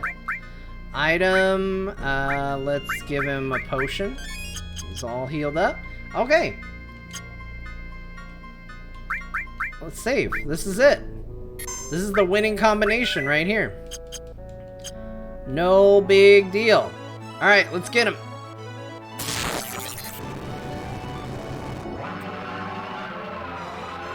Alright, let's see how it goes. This is it. This is the run.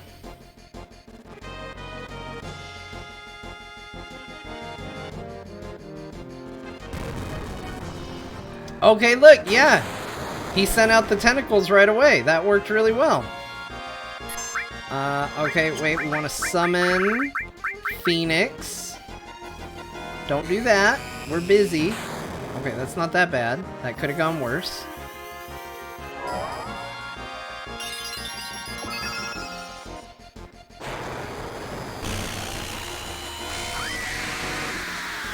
Oh, here's what the Phoenix looks like behind his crotch. It healed him. It's great. Vincent's very hurt.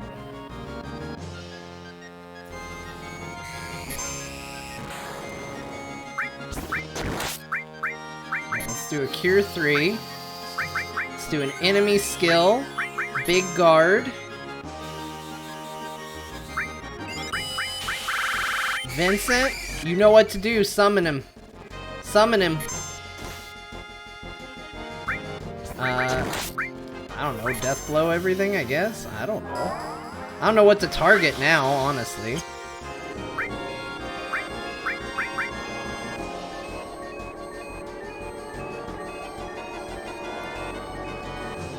Fine, we'll hit him from space.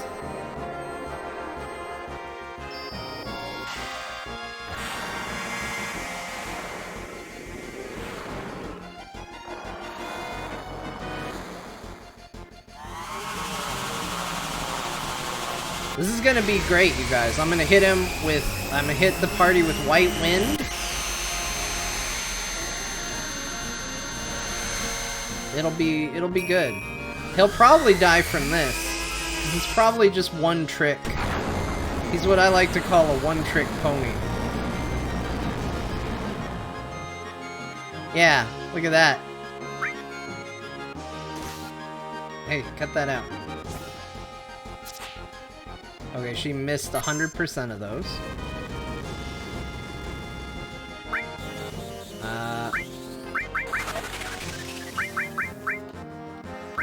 Yeah, cast regen on everybody. Am I supposed to be hitting him or the tentacles?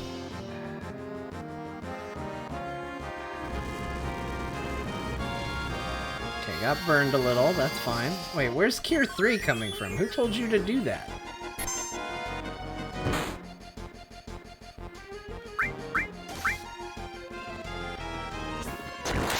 Well, this is generally a problem, what just happened here.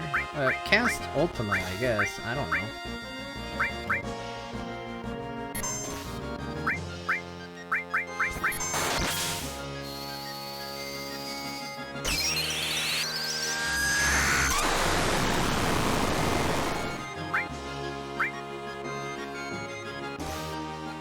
Oh, jeez. That hurts a lot. Why is Cloud missing?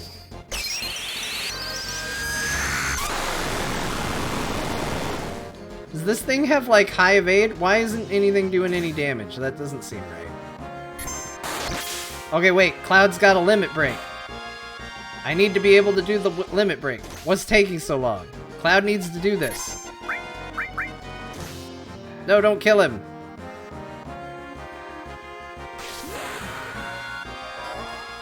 I'm bringing Chaos. Chaos is here. He got all his health back. Shit.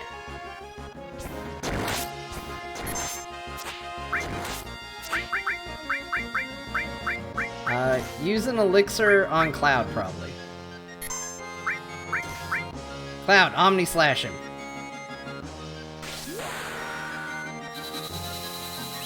I haven't seen this yet.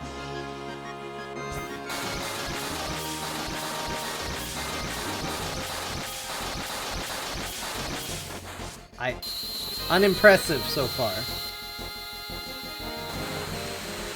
Why isn't he take any damage? Do I gotta kill the tentacles first? Is that what I'm missing here?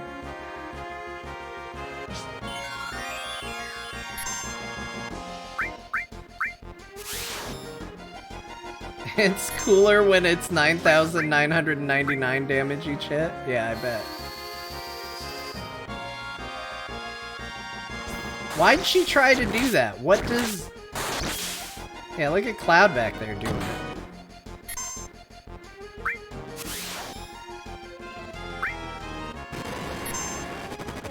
Okay, okay, he lifted his arms up. Does that mean something?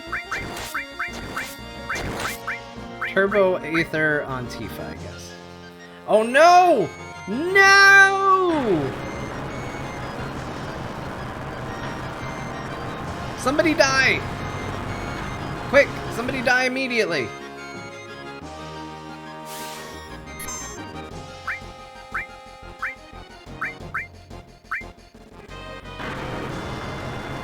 Alright, well this fight just got a bit passive.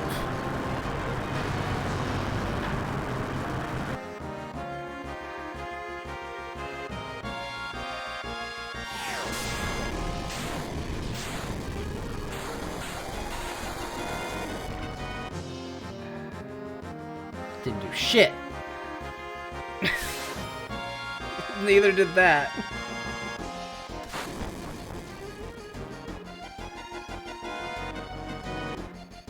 Satan Slam! Yeah, Satan Slam him! Uh-huh.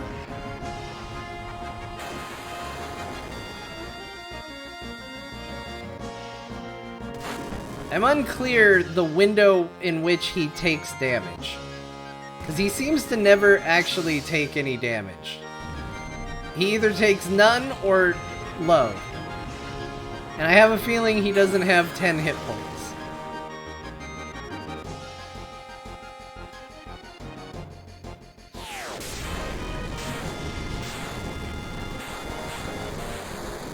Okay, he took a couple hits in that comet, but he's still there.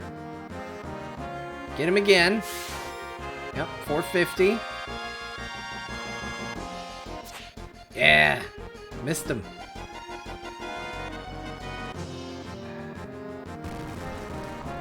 I think Vinny's got this, honestly. I'm sure he's damn near dead.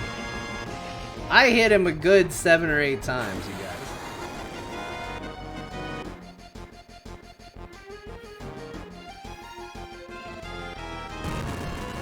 Alright, he puts his little fingies in the ground. Out come the tentacles. He still doesn't take any damage.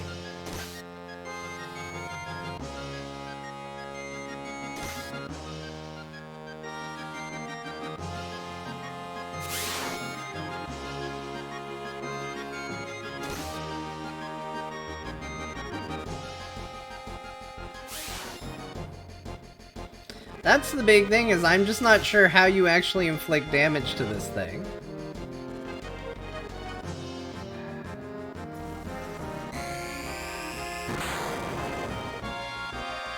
Alright, we didn't make it, you guys. Although we had a much better attempt, to be honest. The big thing I don't understand is I'm just not 100% sure how we damage the ruby weapon.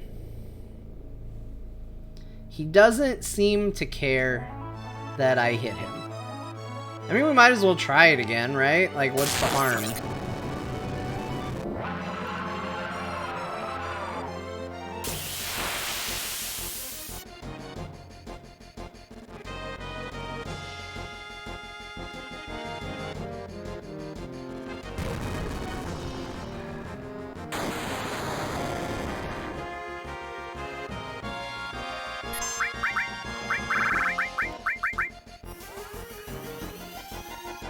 It has something to do with front and back line. I'm almost positive that was his trick. Does it? I don't know. He just didn't seem to care all that much.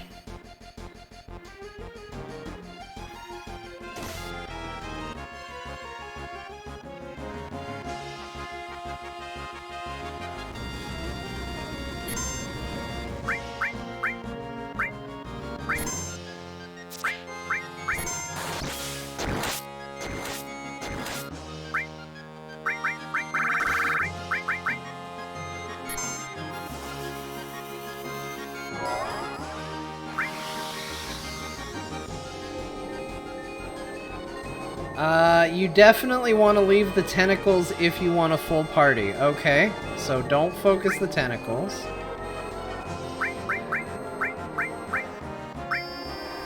Do any status effects work on the guy?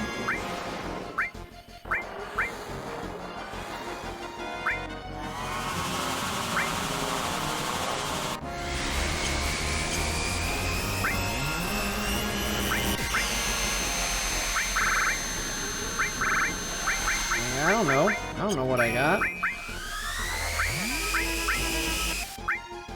Cast regen, because that did help last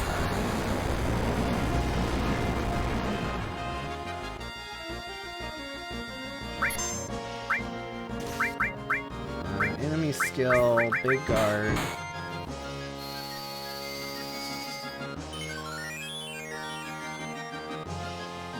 Yeah, summons definitely do seem to hit him hard.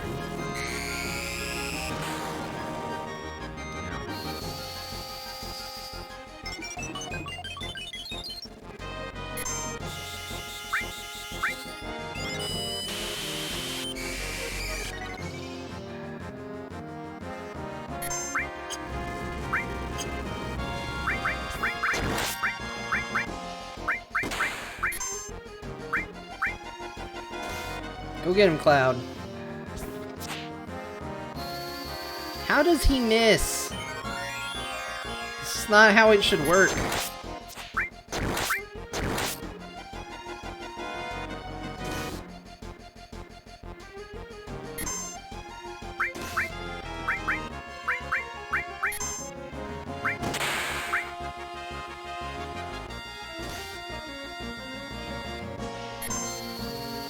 Alright, Tifa's got her limit break. We all saw she can literally lift the ruby weapon. This is gonna be fine, you guys. Yeah, hit. Yeah. Shit. Shit. Shit. Shit!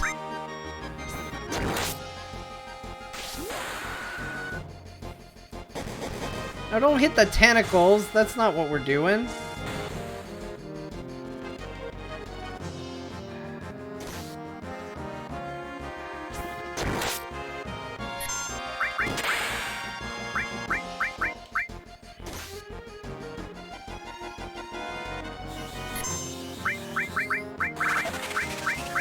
Do a Mega Laser.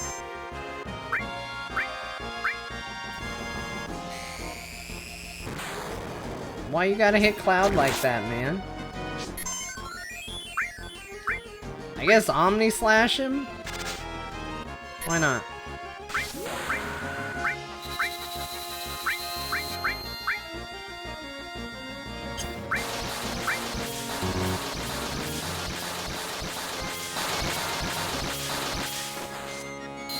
Dazers? What are dazers? Do I have those? Dazers. Oh, Jesus.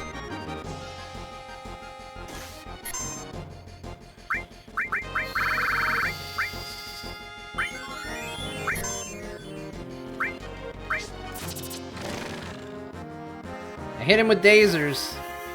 I actually think it did do something. I can't tell right now, but...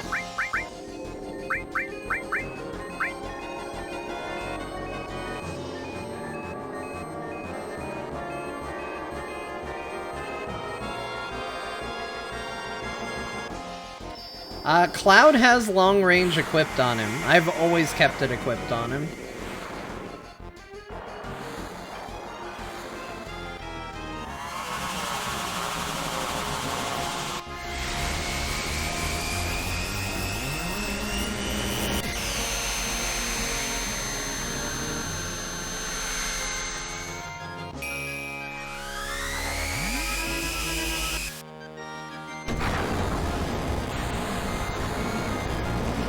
He's basically dead now, so we're all good.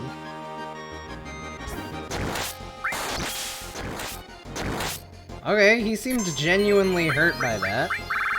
What else you got? Nothing. I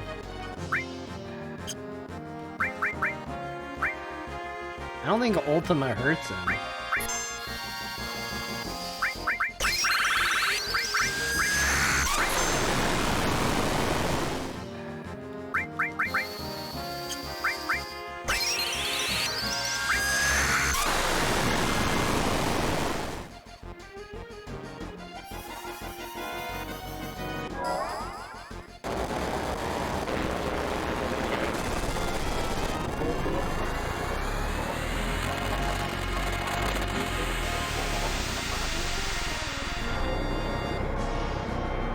Yeah, look, he's in space now. What's he gonna do? He's gotta deal with this. How do you deal with this? You can't.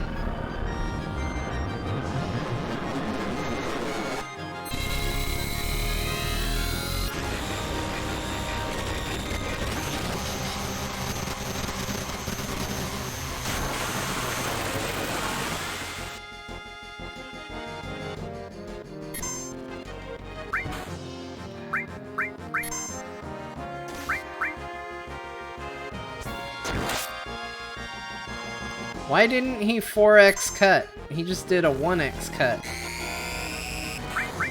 Are we hurt again? Do we need... Where's those dazers?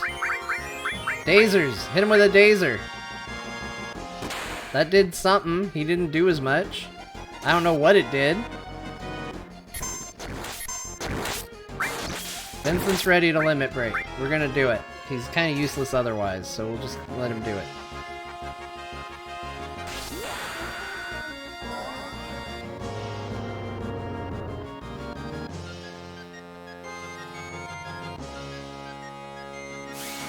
Look, now he's at full health.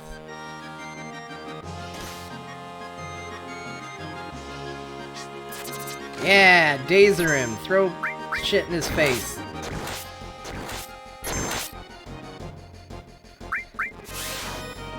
Nope, not that.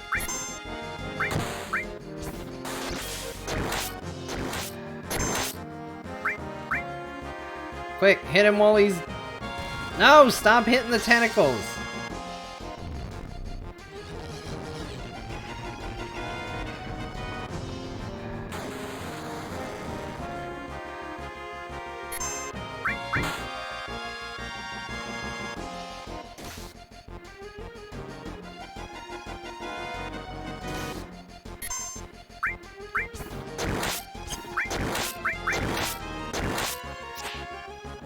Just keep hitting him, guys. We're fine. We're fine. But hit him, Vinny. Your 450 damage is gonna pay off any time. Shit. Why is it so little damage to him? I just don't get it. Is he dead? Oh no, he's just gonna hit me.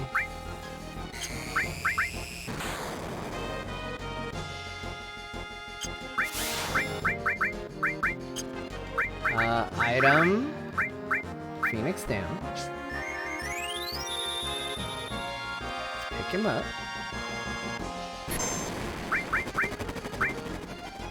Oh no! Oh no! Kill him again!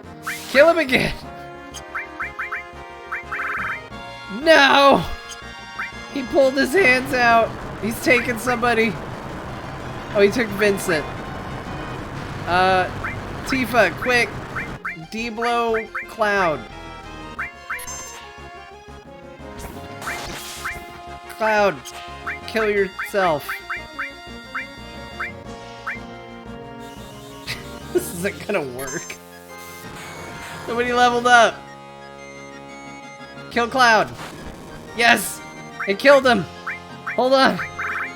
Hold on, we can do this! No, not yet! Not yet! What do I need to do? I'm panicking! I'm panicking! Phoenix down, Cloud. He's the only one dead. Bring him back. Okay, item. Mega Elixir.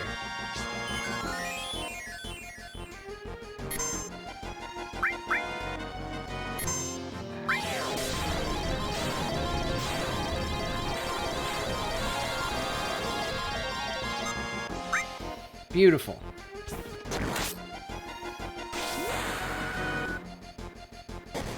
Oh shit, I forgot about the tentacles. I brought him back too early. Is that what you're telling me? That's gonna be a problem.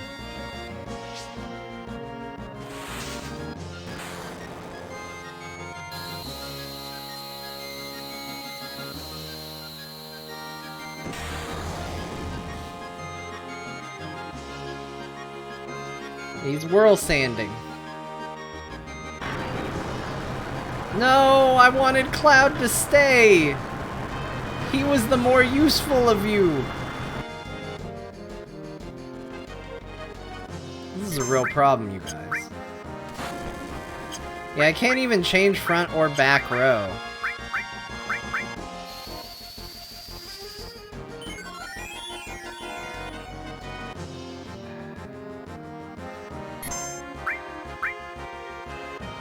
And now he puts his stupid fingers in the ground. I need a way to get past his defense, though. Like, that's the primary issue.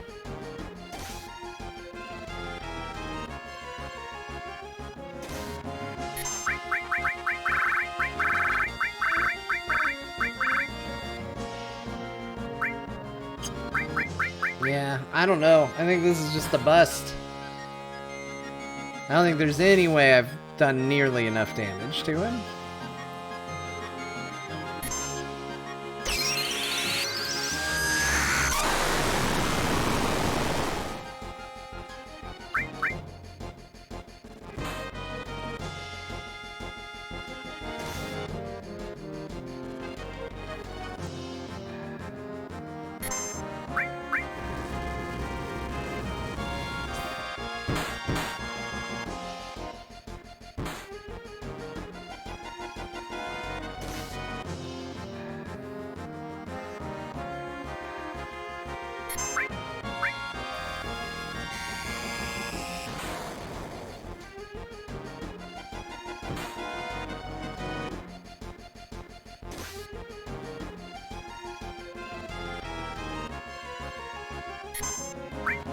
I think this will probably do it. Yeah, that did it. Okay. So the biggest issue that I see is that I don't know how to damage him. Beyond summons. I guess I could fill my party full of summons, right? But, let me see. I'm gonna look up. So, obviously I failed it in 2 tries. So I don't feel bad looking it up. Let's see what we got here. Oh, I just searched for Ruby Weapon in general. That didn't give me what I needed.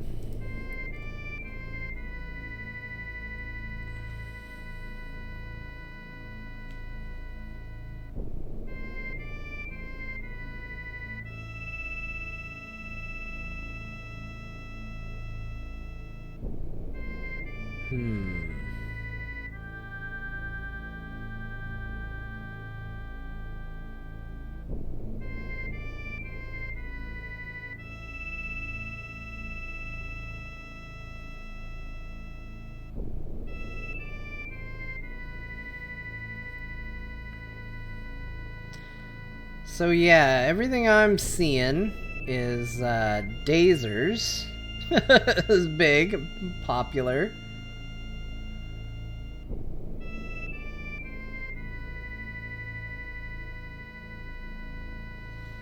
The W summon materia, which I don't have. He has 800,000 health. So yeah, I don't think we were close.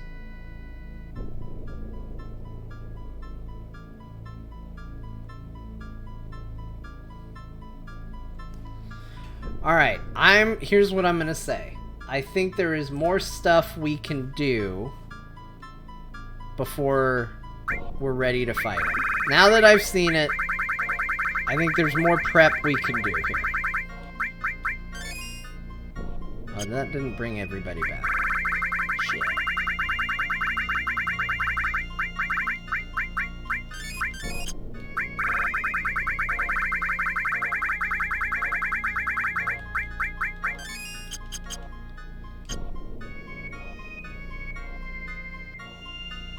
Using the throw materia to throw 9,999 gil ignores defense. You're saying we should throw money at the problem. How many times do you have to throw to do that? That's 10.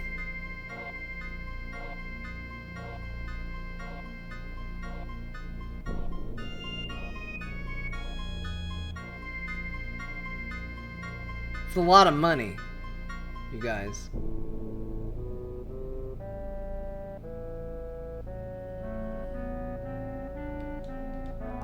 Okay, there's strategies to think about. I'm not there yet. I think this boss falls under the Dark Souls any strategy is a valid strategy pact, though. So I'm not opposed to doing the throw money at it solution. I will consider it. Go fight Emerald? Guys, I had people tell me that Emerald is even harder. Let's go fight Emerald.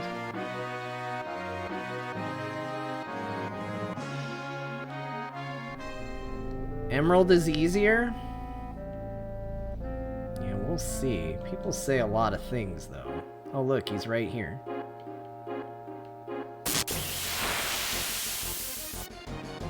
Alright, we got 20 minutes. Let's kill Emerald Weapon. Hold on. Enemy skill, Big Guard. Alright, we're already hurt. Great.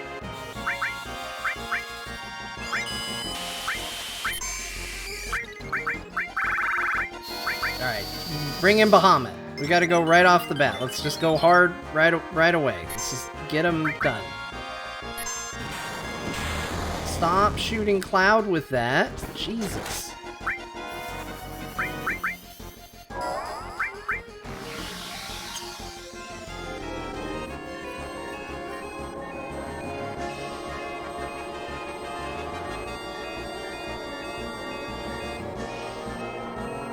Oh my gosh, the breathe underwater countdown is going to be gone before Bahamut even does his attack, you guys.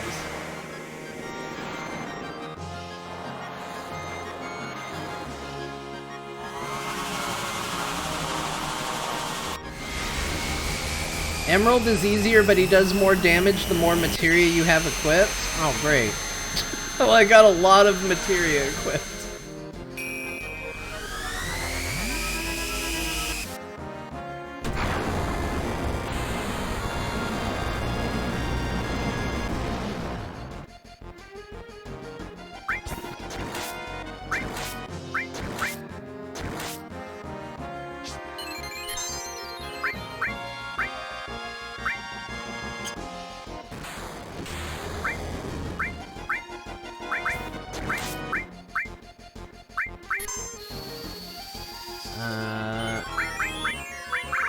You know what? Go ahead. Let's just get all the summons out of the way. Why not? Oh, he's doing it twice. I forgot I had that equipped.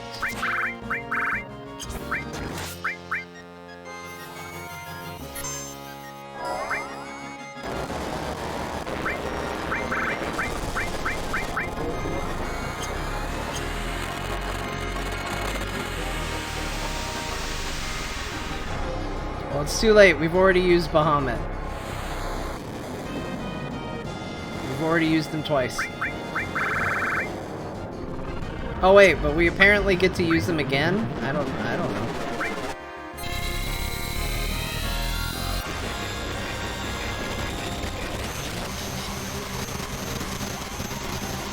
Yeah, the idea of people doing this without any guides, just like being able to talk to your friends and stuff, seems absolutely crazy to me.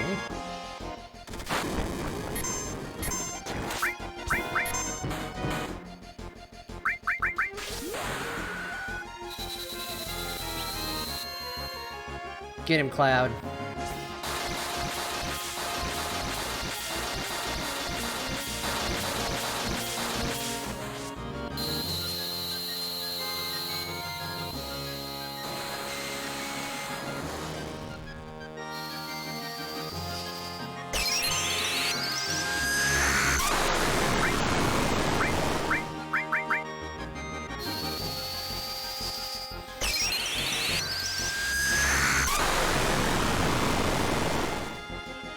Ultimate.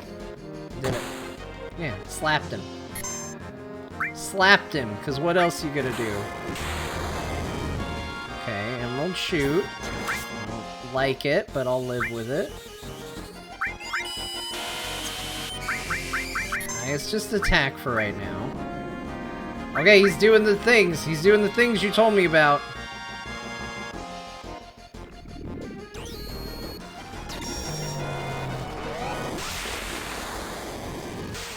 Okay, that seems bad. It was bad. Enemy skill, White Wind. Don't revenge Sam! Don't revenge Sam!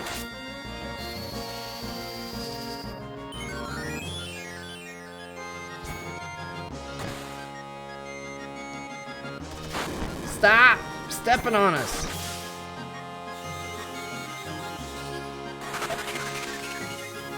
That was not enough. Double cure 3s. Let's do it.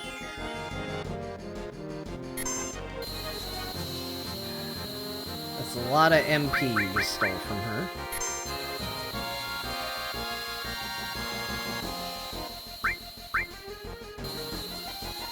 Oh, good lord.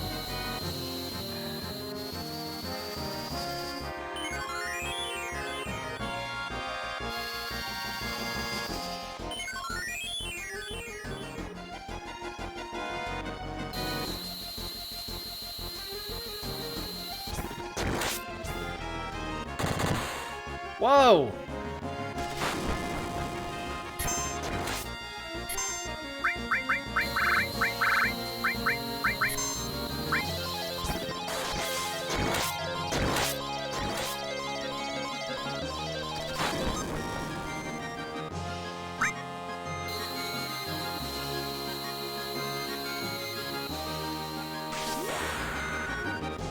Go get him, Tifa.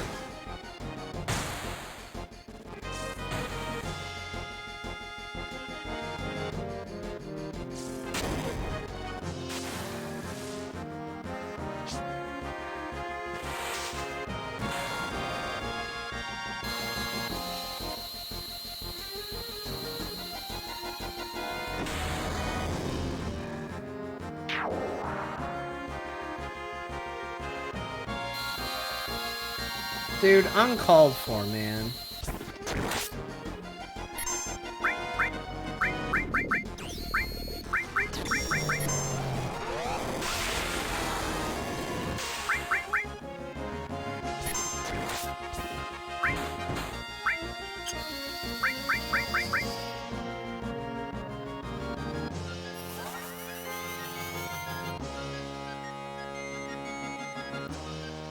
Wait, uh-oh.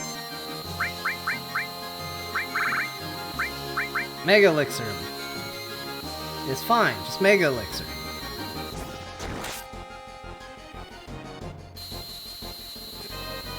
Shit.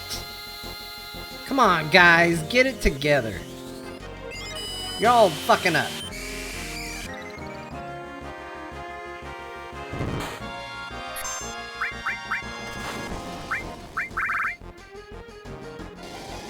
Air Tam something? What's that? Oh, this is a problem.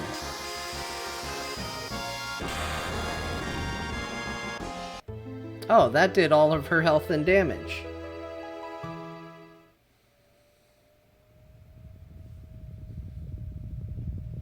Materia backwards. Air Tam. I see. Is that the move that's based on my materia? It's materia backwards. It deals 1,000 damage for each materia you have equipped. I see. Well, that is something, isn't it?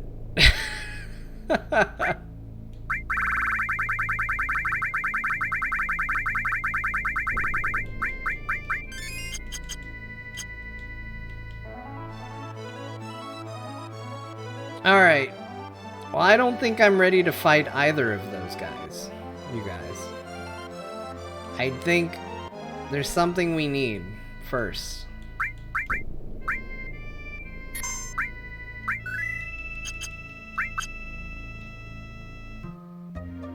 Free heals from the high wind? Yeah, but, you know, like...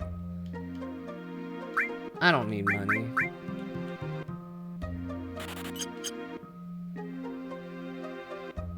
We're gonna go to the gold saucer.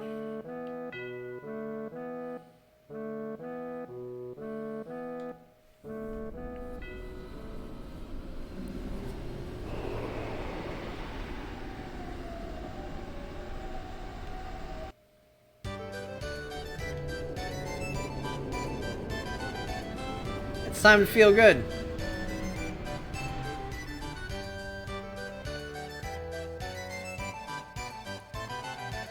Yeah, those guys are tough. We're gonna have to prep. We're gonna have to prep. But I feel like I know enough now to actually, like, make a smart decision.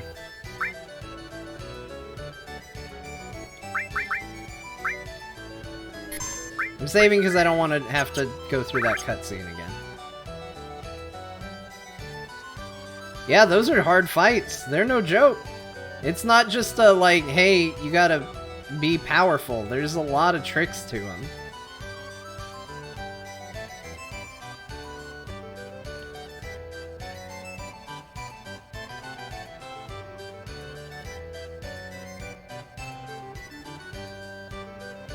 We're gonna do this, though.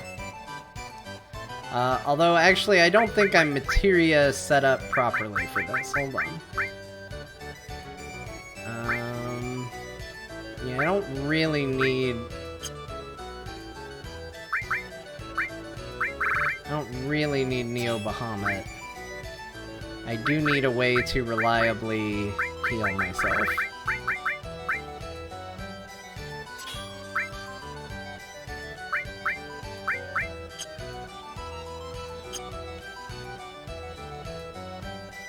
I got a ribbon. I got 4 ribbons.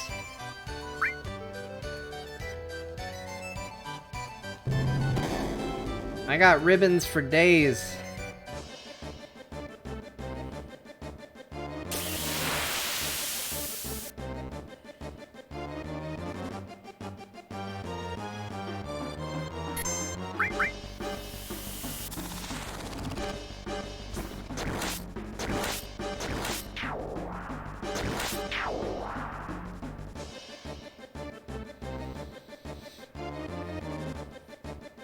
This gets so messy. I actually think this is a lot of fun, though.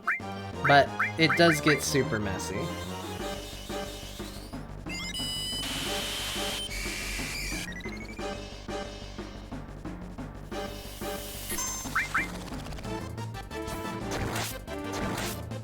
So, I'm sure people have seen, I have Omni Slash. So, I've done a little bit of this. Ooh, tiny!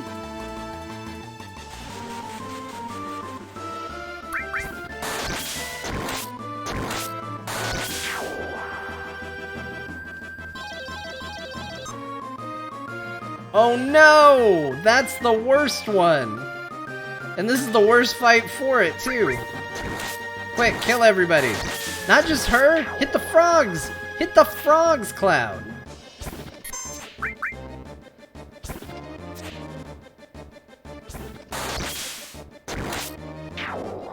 Losing accessory access is not good. Speaking of that ribbon, I feel like I could do a backup though, because can't you simulate, you can simulate a ribbon with Hades and, yay. You can simulate ribbon with Hades and the added effect materia. So I feel like I could equip that, and then even if the accessory breaks, I could keep going and be okay.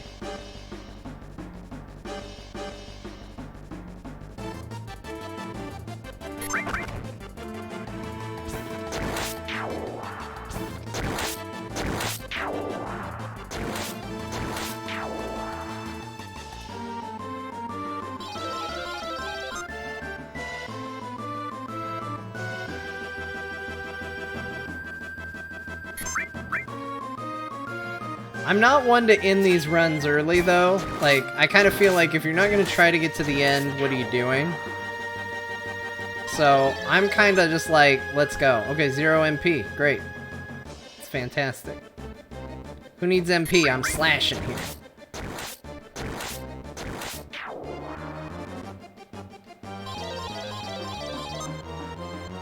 Okay, we're never going to have MP. It's never coming. So we need to just accept it. Yeah.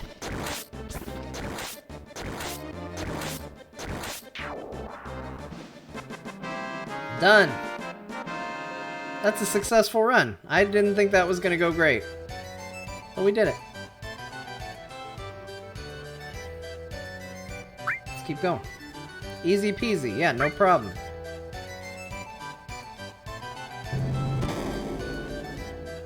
I don't remember how much we're saving up for. I know it's a lot. It's the most expensive item, so, you know, we gotta get ready for that.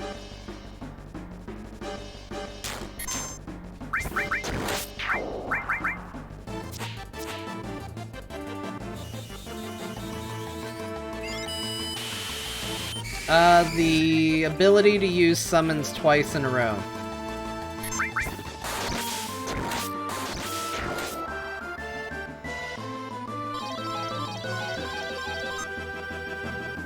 Poisoned. I did get a tissue. It was nice.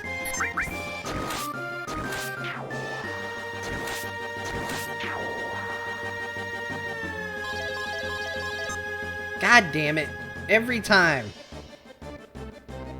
See? This is what the long... whatever it is. The thing that lets you hit things that are far away. You can't hit these enemies without it.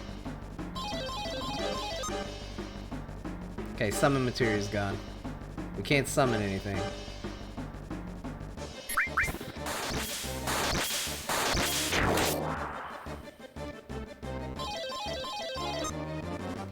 Oh no.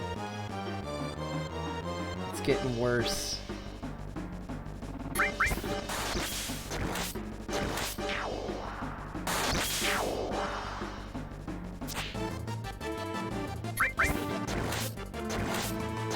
Still doing alright. Still, this Cloud's still beating stuff up. We got this. We got this. Okay, great. Who needs health and mana? Not me.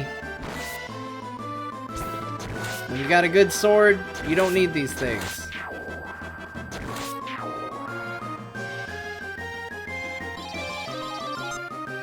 Okay, no mana. Fine, F it. No mana then.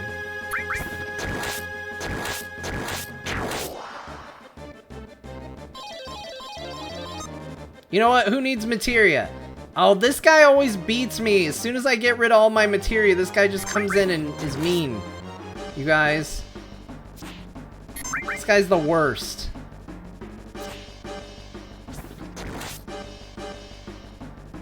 He just throws me and then it's over. I beat him! I did it!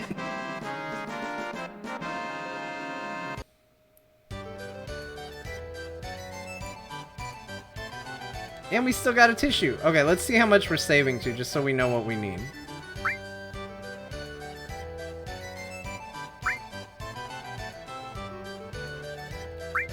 Okay, so we need 64,000. What's a championship belt? Should I get that?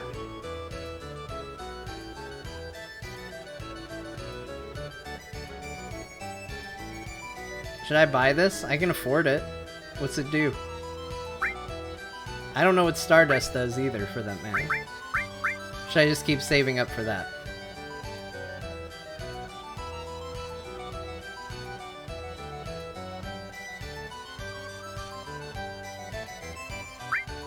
We'll just keep going for right now. I want a championship belt. Is it good?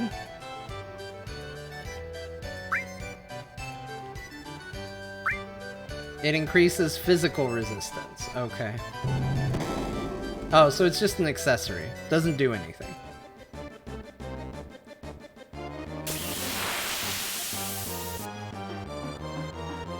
Boot just finally killed death and vampire survivors. Congratulations. It's not easy to do.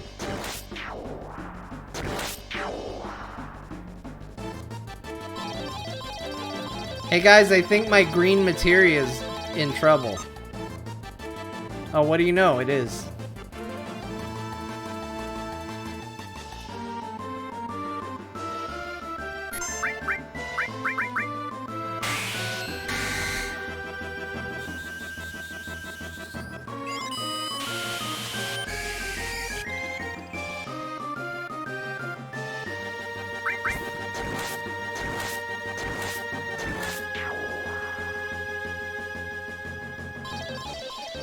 Hey guys, I think my accessory is gonna break. Yeah, I mean, that's why I want it, because I want to be John Cena of the Battle Arena circuit.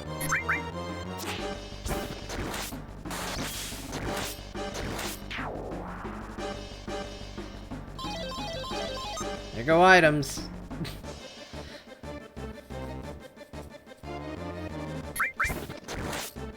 I mean, at least there's no pressure in executing well on the slot machine. I guess I'm poisoned.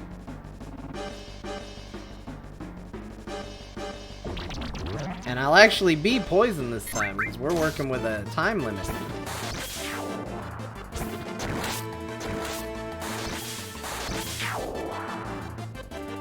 Yeah, keep going. Oh, we're gonna be tiny. Oh shit, I'm locked into this though. I can't actually get bigger. This is actually genuinely a problem. What can we do? We can do Magic Breath. Use a cornucopia. My item command's broken.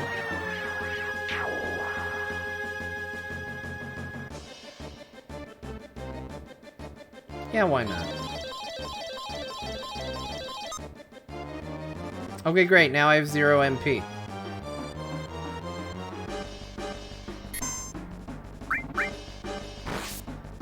Yeah, it doesn't matter. I think it might have. I don't think we're gonna win this one, you guys.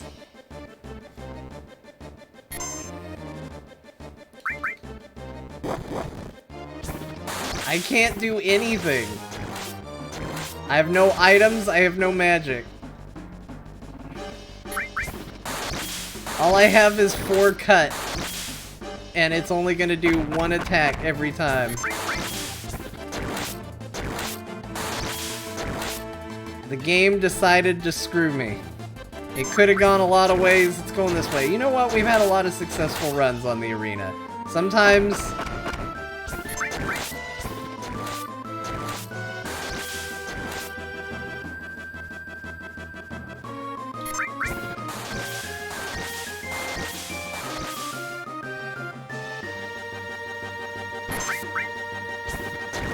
At least this guy can actually damage me.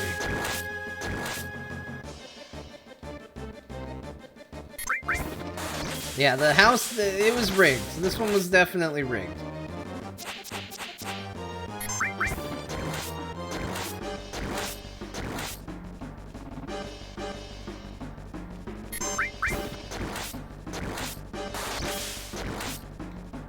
Yeah, critical ones.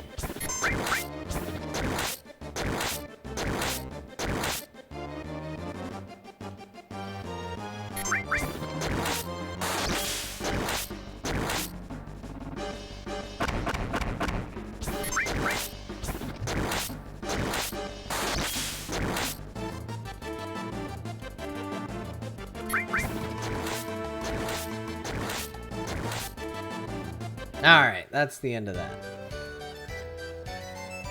Alright, let's try again. Hopefully it goes better. Let's do it. Let's go. Cloud's doing it. I don't know if I have enough BP to get to the... I do. It'll be fine. We're doing fine.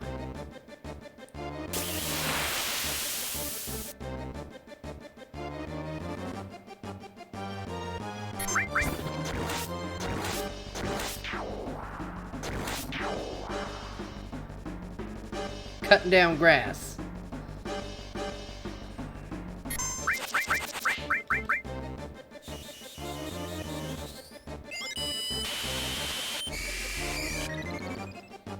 Alright, we big guard so we can attack fast.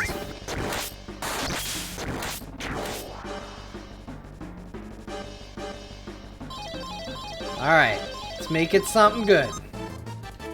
Okay, that's fine. That's okay. Because with big guard, it's still fast. It's not fast, but it's not bad.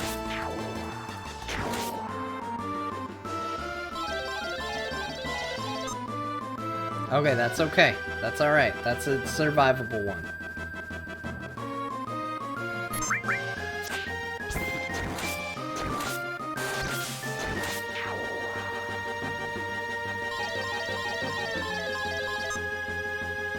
Hey! Our HP got restored. Nice. Isn't that nice?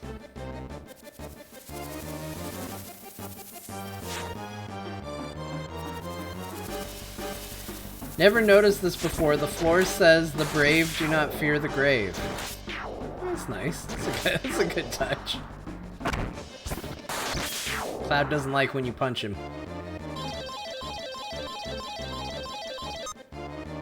Oh man. I like my support materia. My support materia is fun.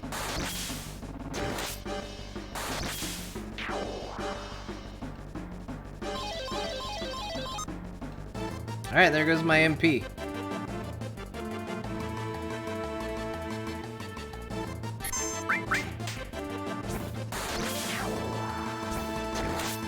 Yeah, but I think still the net positive you get for finishing it is better than the, like, what you lose for getting a negative one. Oh man, look at this. This is like Goro with 2 arms, but he made up for it with his size. Moon Wars. That was a big build up to nothing, buddy.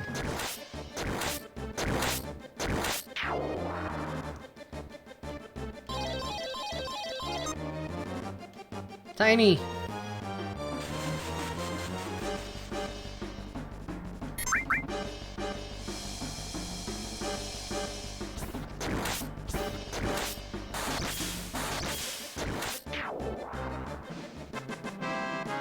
Good job, Cloud.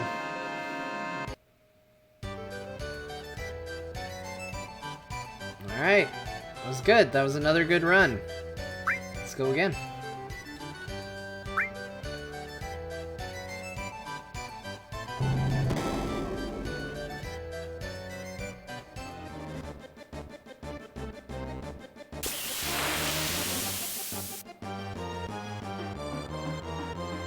Time to mow the lawn.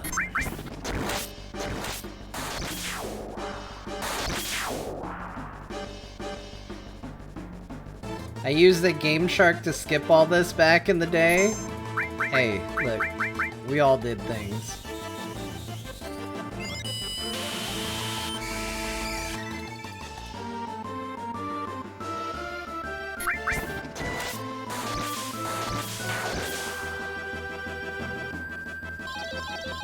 Okay, not accessory. Anything except accessory. That's fine. Down 5 levels, who cares? I was over 5 levels to begin with.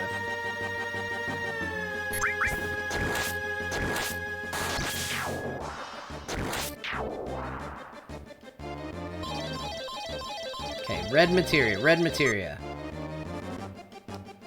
I don't know what X30 damage is. Is that for me?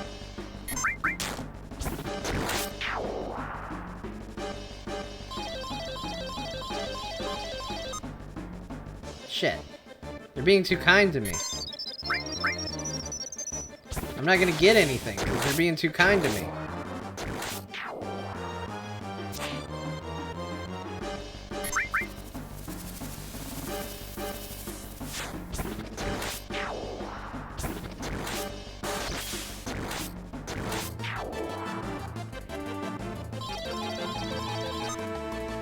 Okay, half MP, good.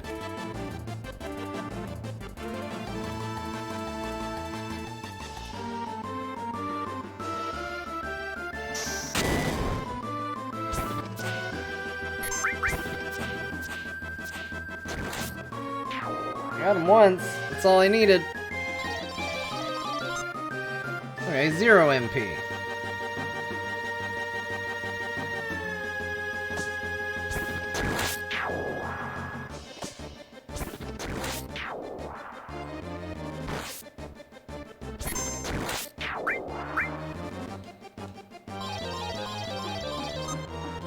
Yeah, poison me. I dare you.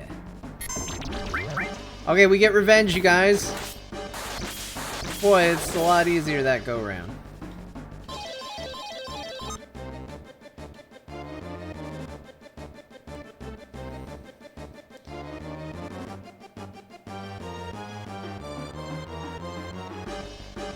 Man, first time catching the stream of this, those mods really have this looking great. It does. It's so good. The mods are really good. I mean, a huge credit to the people who did them. They did phenomenal work. Yeah, I barely got any for that. That run, they were like, yeah, he didn't have a hard time at all.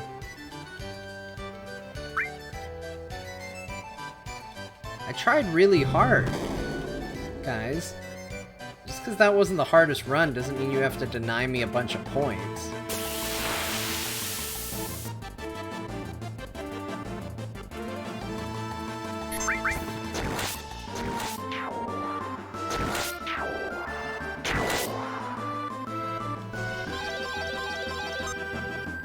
Look at half HP.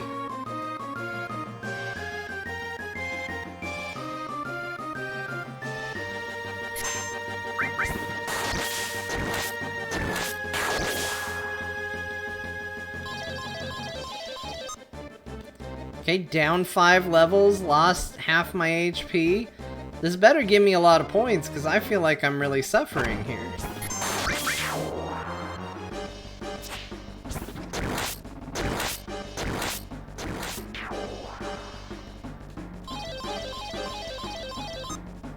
Look, down 5 more levels? That's 10 levels. I'm basically level 1 Cloud now.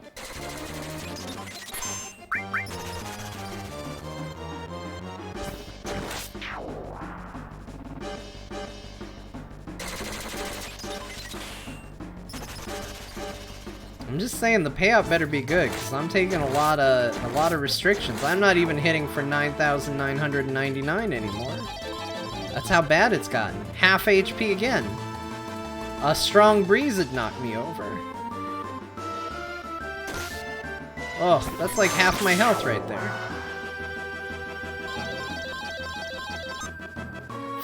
10 levels down? Oh man, we gotta big guard this, you guys. This is 10 levels down. I'm at risk all the time now. I need to see a big payout for this, because I'm seriously nerfed at this point. Shit.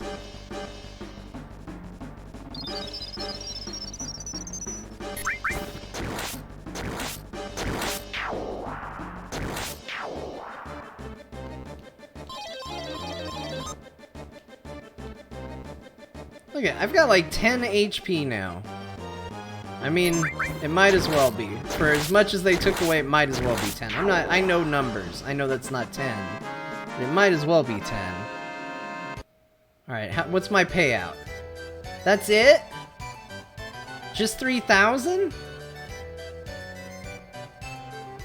Oh man, I tried so hard though. I don't think materia breaks were even a possibility on that one. I didn't see them.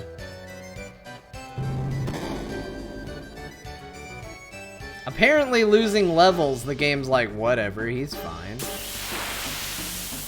I don't like it.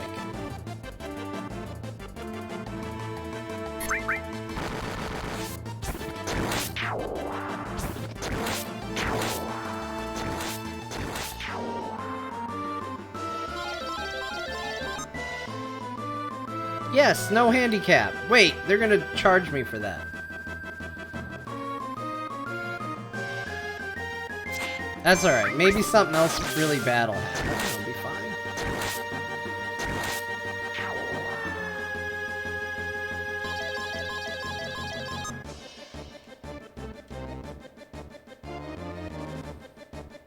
This isn't good. This is going far too well, you guys. They're not gonna give me anything.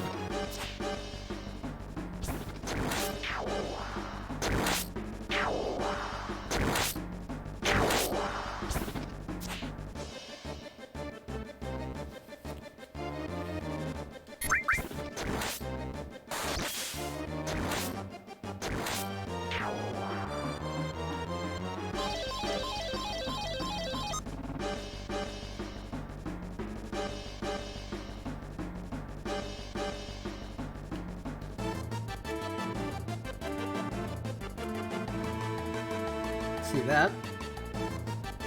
I'm going to Vegas. And the sad thing is it's incredibly unlucky for what my goals are.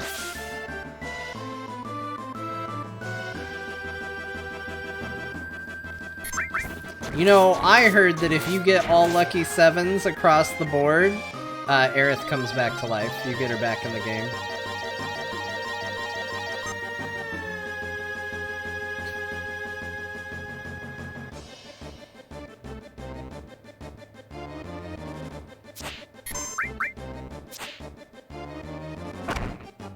They're not gonna give me any money for this run.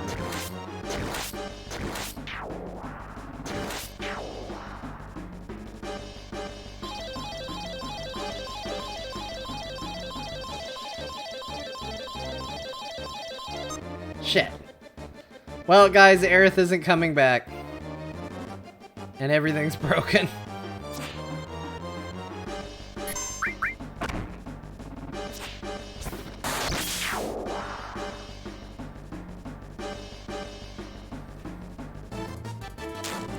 The sad thing is at the end I started trying. I was like, man, I wonder if I can actually get all 7s across the board. I just want to see what it's like. And that's, of course, when it stopped working.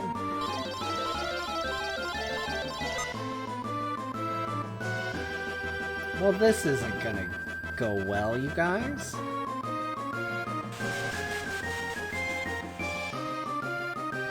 Oh wait, my accessories still work. I'm fine. I'm fine. The accessories are okay. Am I fighting a radiator? Yeah, basically, yeah.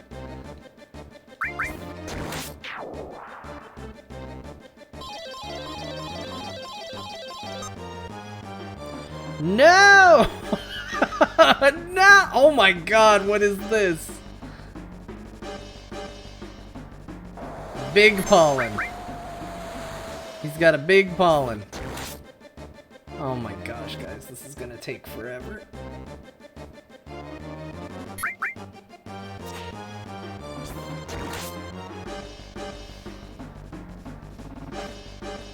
All I can do is attack with my weapon, and my weapon is broken.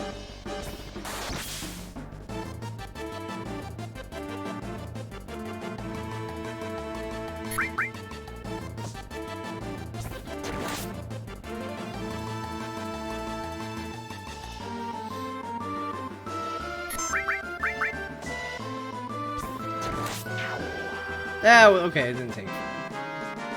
I may have exaggerated. Okay, that's more respectable. Considering how many no penalties I got, 9,000 isn't that bad.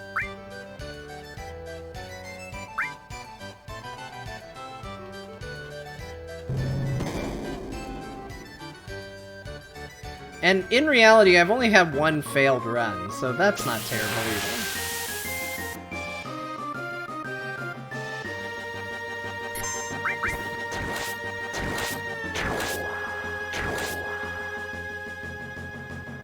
Dance!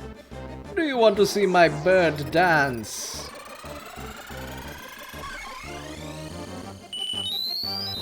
Hey, he took my MP.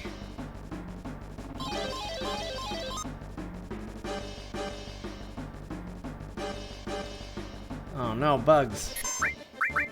I'm gonna do big guard, because I like when my bar fills faster.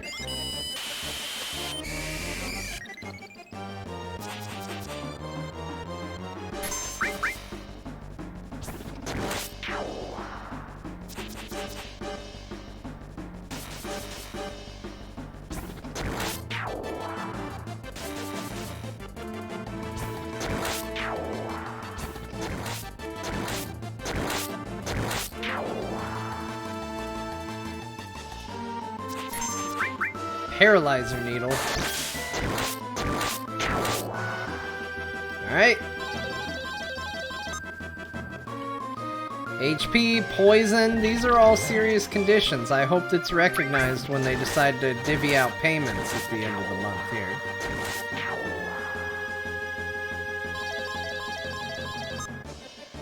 Down 5 levels? Man.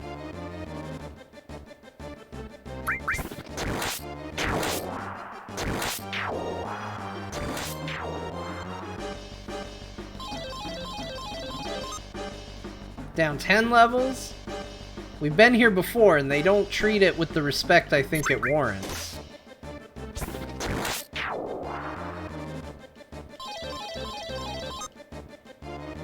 HP and MP down. I'll do big guard again.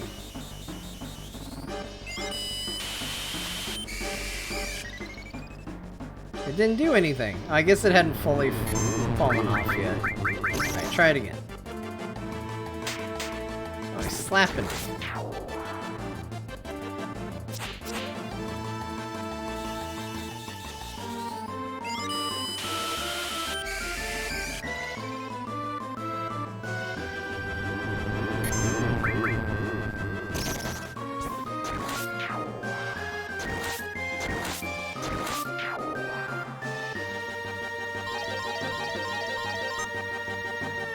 More levels down. Oh no, a Tonberry.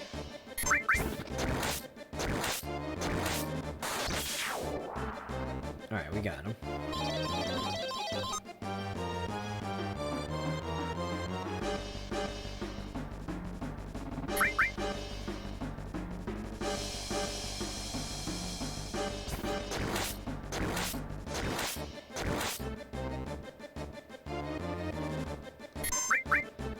What are you grinding the points for? What's the big purchase? So there's a, I think it's called like W summon or something like that. Basically, it's the ability to use a summon multiple times in a row.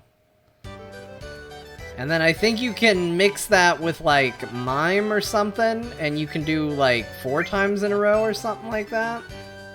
I don't know exactly how it works.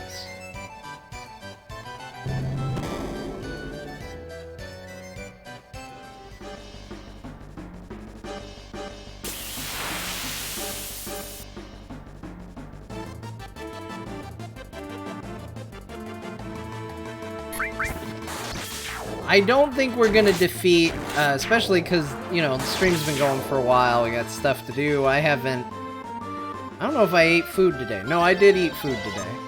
But, you know, I got stuff to do. So I don't think we're gonna actually defeat the weapons today. But I do intend to illustrate the effectiveness of knowledge and preparation and strategy by the next time we stream, wiping the floor with the weapons. That's the plan. I'm gonna decimate them.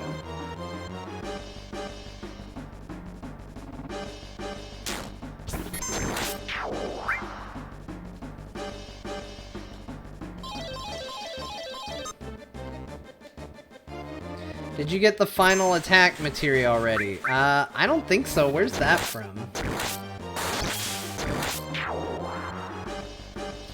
There's a couple materia that I've heard people talk about that I have not seen. I heard there was a thing called sneak attack, I don't know what final attack is. There's a few I don't know. I don't know where you get those.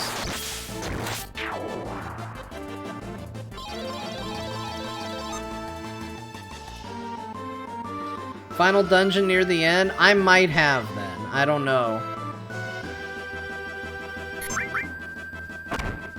I looked up to see how far into the final dungeon I could go before it was like, okay, it's too late. And I made it to that point. Sneak attack is from Chocobo Racing? Shit. Well, I got a okay Chocobo. Oh, man. Oh, boy, it's this guy again, and now all my materia is broken. We meet again, Hochu.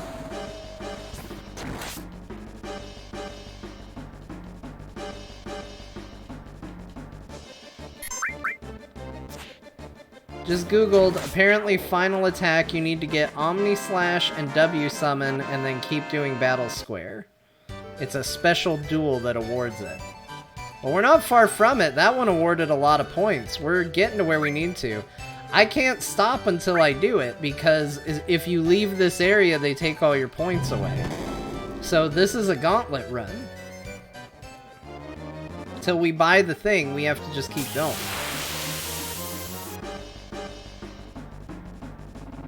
Oh, look at these guys. They're fun.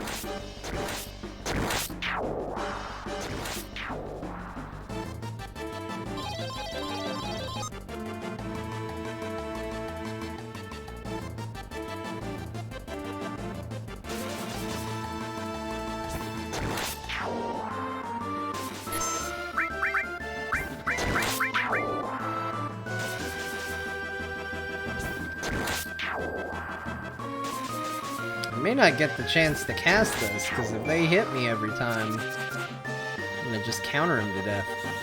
There we go.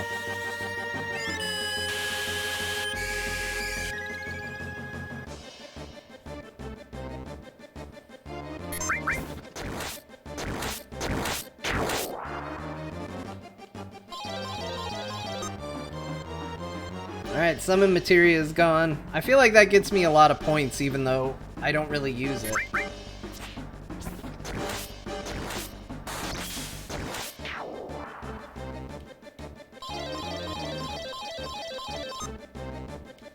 Down 5 levels. Let's keep going. I'm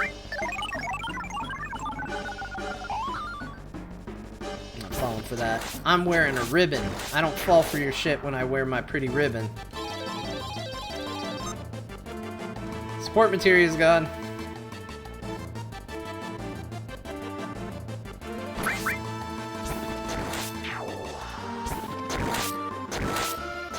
Can't stop the counterattack though. At least not yet. Oh no, I'm a frog. I'll be fine. Can't turn me into a frog when I've got my ribbon in my hair either.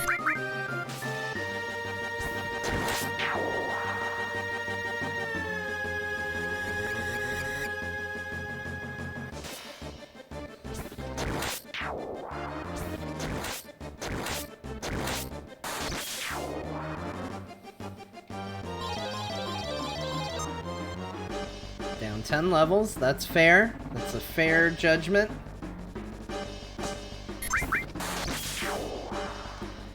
What was the materia in the final dungeon? Was it W magic or shield? I think W magic was in there for sure. No, tiny cloud. Oh boy, it's this guy. But I think we'll be okay because I can actually hit him a bunch. He's not as good if you can hit him a bunch.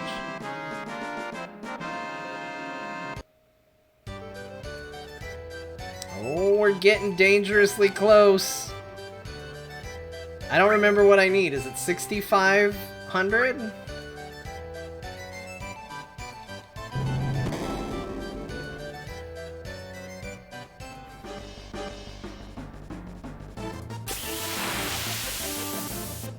$65,000? I don't remember.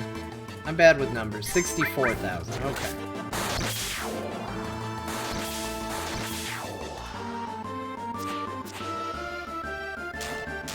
Oh, that's it. You hit me. You just signed your death warrant by hitting me. Okay, good. It wasn't the accessory. I feel like the only thing that really gets me killed is when my accessory stops working.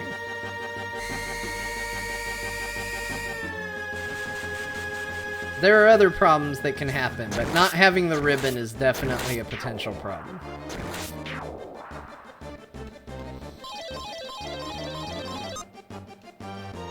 Okay, half my HP, half my MP. It's all balanced. We got a real Thanos situation going on here. Let's big guard.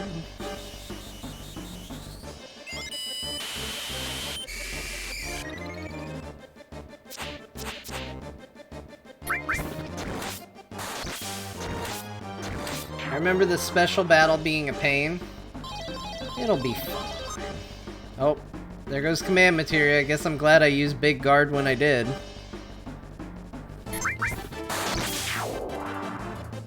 Just killed him.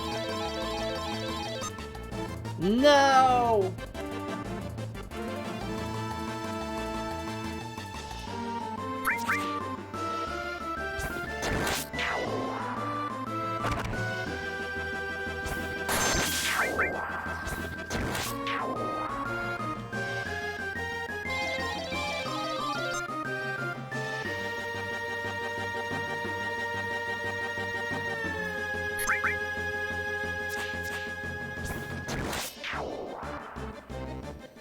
Did anyone mention yet that the worse the roll, the higher the points you get? Yes. So we've had a few that have been not worth very much because I've been a very lucky person.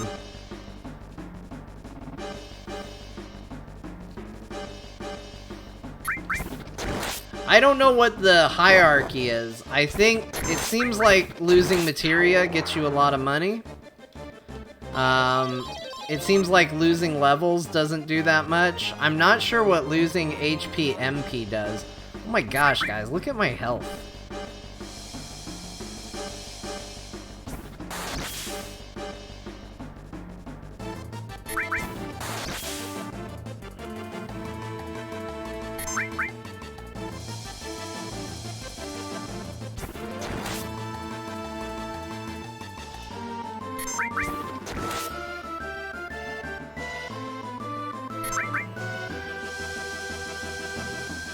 What do I get for having 649 health but still fighting like a champion?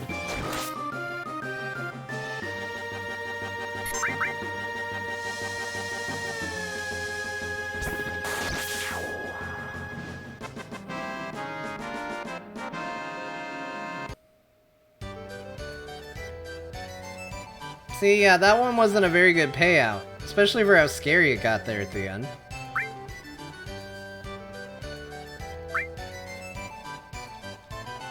She says this is a one-on-one battle, and then they send me up against multiple monsters against me.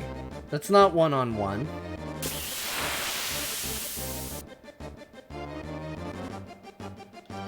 Have you ever faced the Voltron robot in the final battle?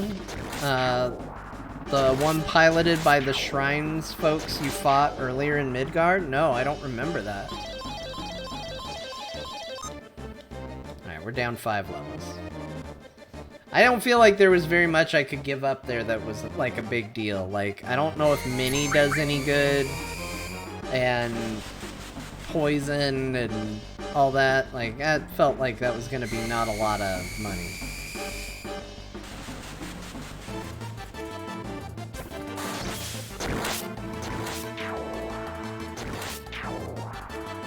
Alright, let's see what we got.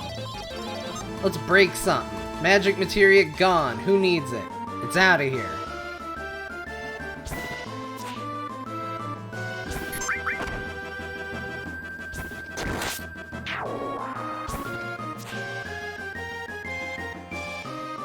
Fascination. I won't fall for your wiles. I've got a ribbon. You've never seen a ribbon like this before. It's the top-notch ribbon.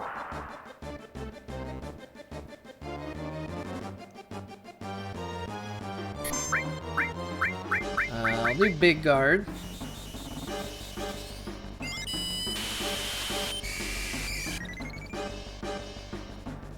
Here we go. here we go, here we go, here we go. Get all hyped up. Get her. Next fight. Get him. I wanted to break something. I need more money.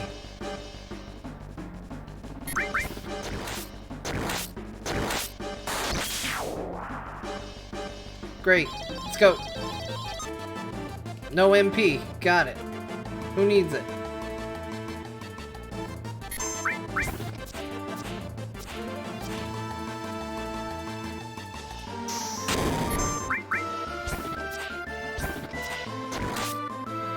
Wait, just looked it up. Apparently the round you get a roll... Wait, what? What does that mean? Support material's gone. It's all done. It's all bad now. Apparently the round you get a roll determines points as well. I don't know what that means. The round you get? Okay, that's the one I didn't want to break, but we're okay.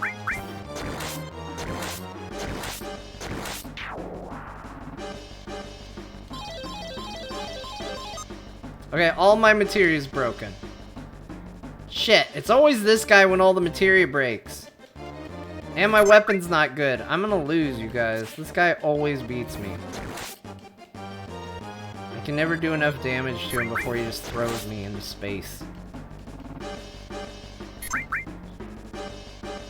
I don't think we're gonna get anything on this one. I don't wanna be negative, but I'm just gonna point it out. I'm gonna be negative. He always pulls some boat shit on me. Stop hitting me.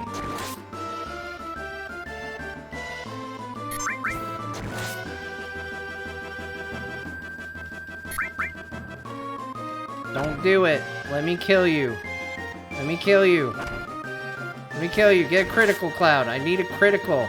You gotta defeat this boat. Don't let him flip you. Don't go out like this. We did it!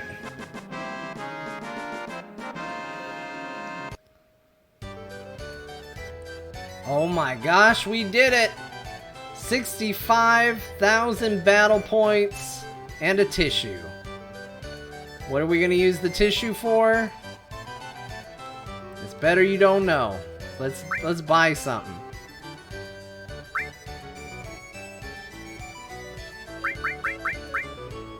Oh, hell yeah. Hell yeah. Cloud's so pumped.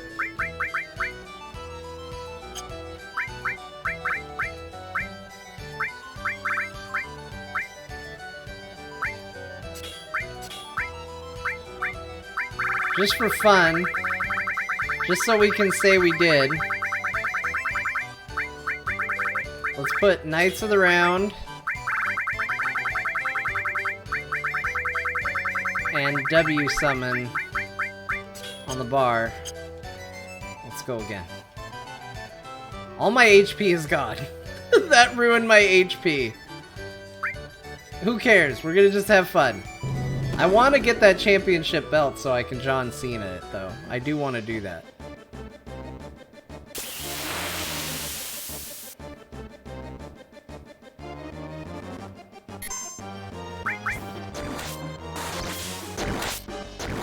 It started me with the worm? That's bold. Wait, this is all the bosses.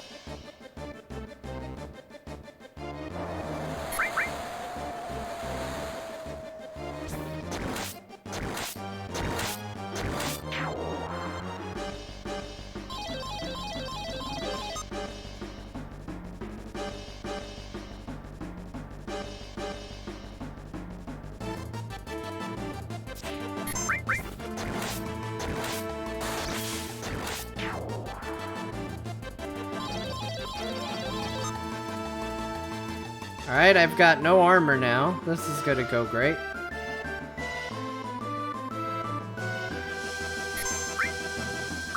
We should probably use Big Guard.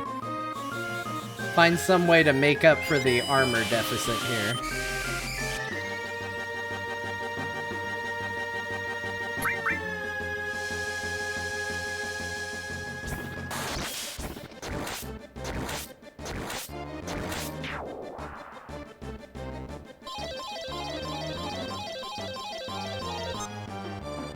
Okay, the magic materia was already broken. We're fine.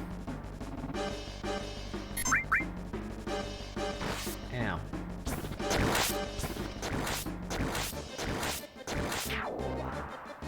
F that guy.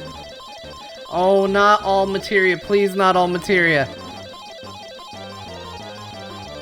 Shit! No, it went so bad.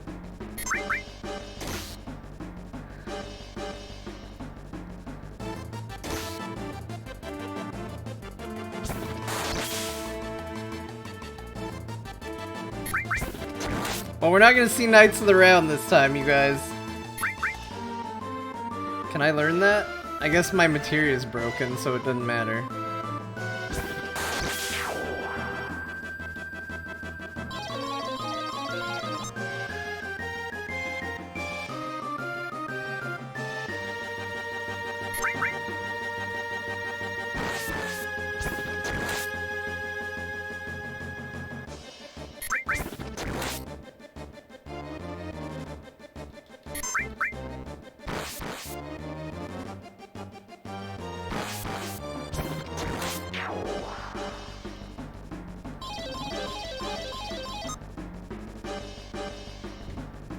That was the only one I couldn't get.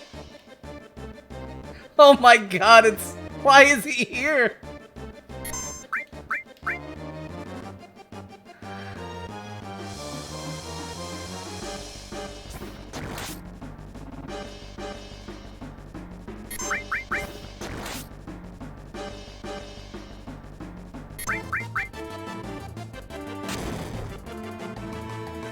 Hang in there, maybe, Cloud.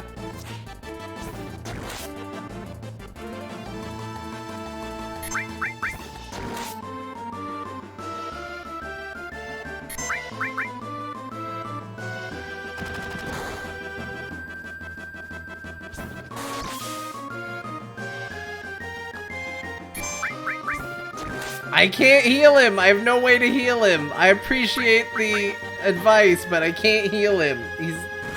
I have nothing. I have no materia, no items, no armor. It's all gone. It's all bad. I was overconfident in the beginning.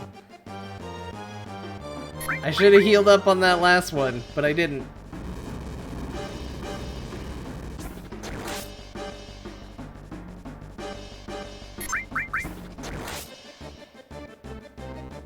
Solid 91 damage. Alright.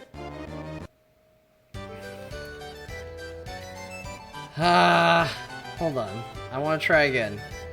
Oh, try the special battle. I see. It's a special battle.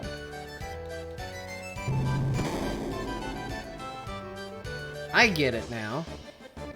So this is the special battle. Okay, well now that I know that, I should have prepped better, but it's fine.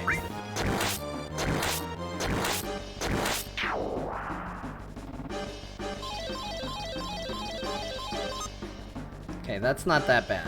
I feel like I should do prep work now for the future. Do you know what I mean? So like, let's cast regen on myself.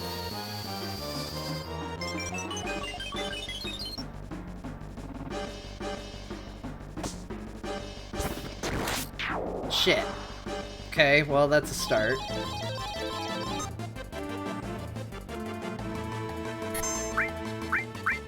Let's do big guard on myself.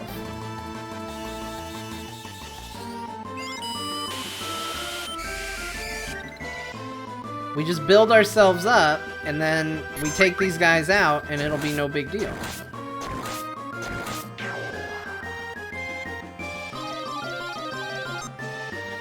Less HP, that's a problem, but we're gonna ignore it and keep going.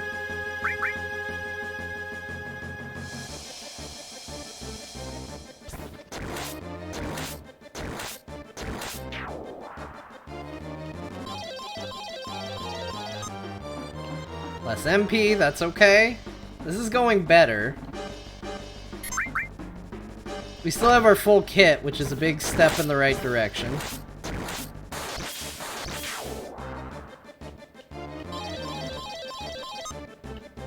Down 10 levels.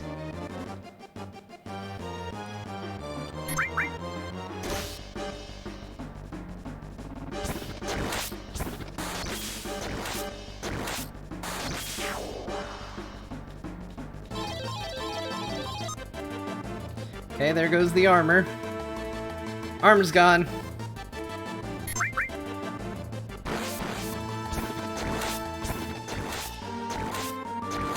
Yeah, I cast regen on myself. We're good. God damn it! No! No!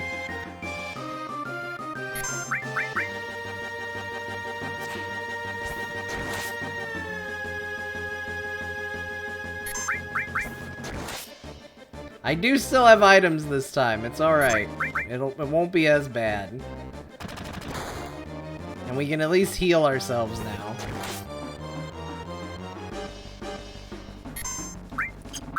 Item. Use that X potion, Cloud. Why not? Heal yourself. You're fine. Get him. Yeah, look at how much more damage that was. It's better. Yeah! Yeah!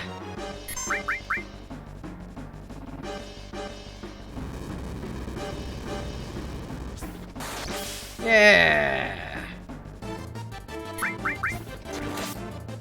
Got him in the crotch, Cloud.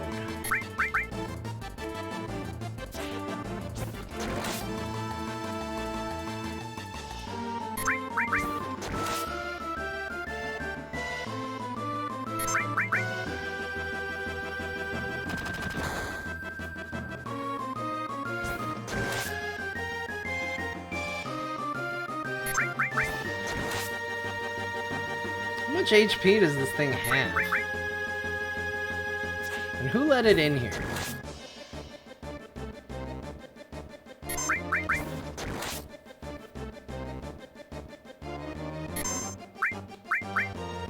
Well, I just want him to take a little more damage before I restore the sword. Not meta items. Okay, there we go. That's it. Okay, good. This is a perfect time to do it. Item. X gonna give it to you. Get that sword back up. Hell yeah. Get him. Get him, Cloud. Full health. Get with a full health. Yeah. Full health again.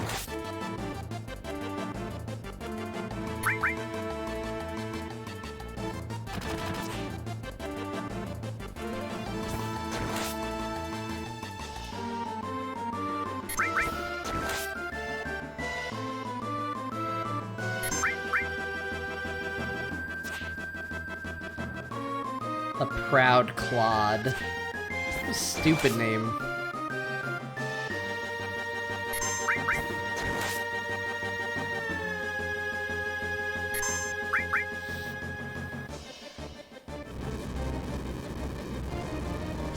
He can't hit me. He's got nothing. He can't even hit little Cloud. Proud clod.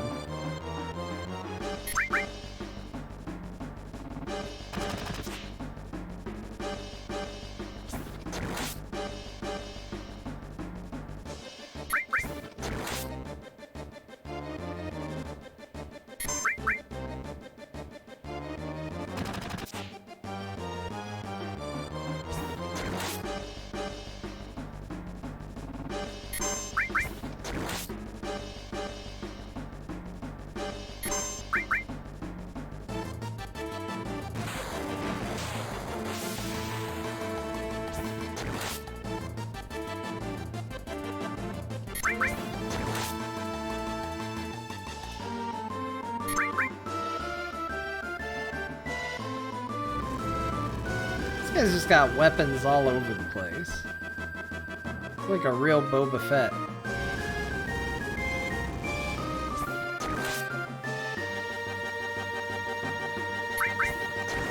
Can you imagine if I had actually gotten to the end and gotten to finish him off with, like, Knights of the Round, which was the plan? It would have been super cool and less time consuming. And, better. Where's he going? Where are you going? Don't do that. No, there's no need for what you're doing.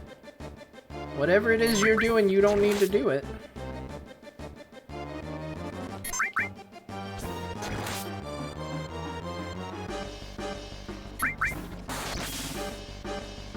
That was a good crit. A beam cannon. Alright, that did hurt. A little.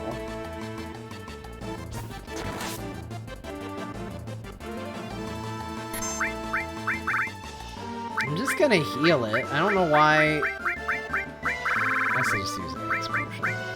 Why not?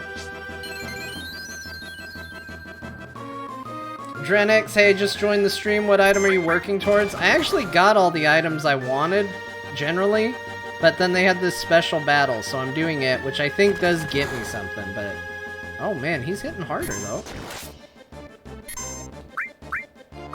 Okay, X potion, and then we're gonna limit break. X potion. No, don't hit me, because I got a limit break right now. Okay, good. He missed. Oh shit, he gets to do it twice for some reason. Alright, it's still not bad. Okay, get him, Cloud. Do it.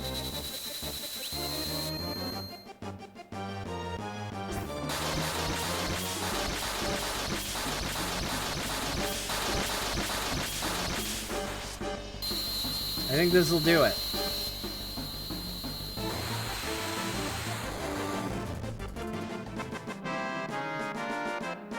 It did it. Omni-Slash did it. Hey, we can buy our championship belt. Oh, and we got the final attack materia. Great. Now, I don't need to spend... Oh, wait, no, I don't think I can afford it yet. I still don't have enough. I don't need it. I'm not going to use it. I just want to be able to call myself the champion. That's all. And I don't feel like I can until I buy it. We're gonna do... No, no, no, no, no, no, no, no, no, no, no, no, no. I changed my mind. I changed my mind. I changed my mind. I changed my mind. I don't want to do the special battle. Shit.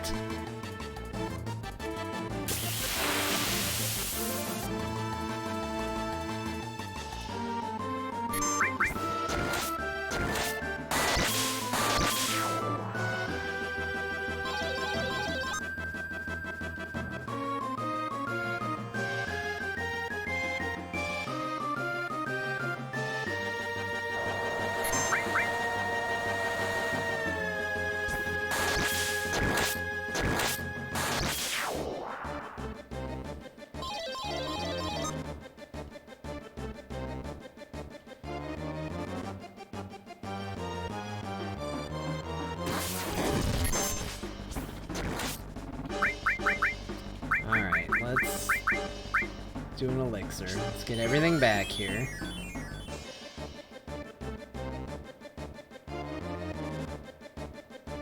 You're gonna get killed if you do that too much. Big guard.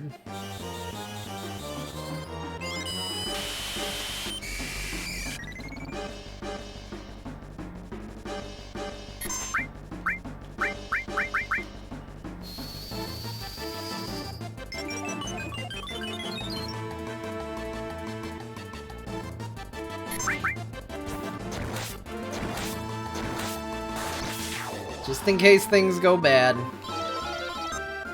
Oh, less HP. Good. That's what I wanted. I wanted to do this with no HP. I wanted a real challenge. I want to beat this boss rush with 10 hit points. Okay, 0 MP. That's fine. It's fine for right now.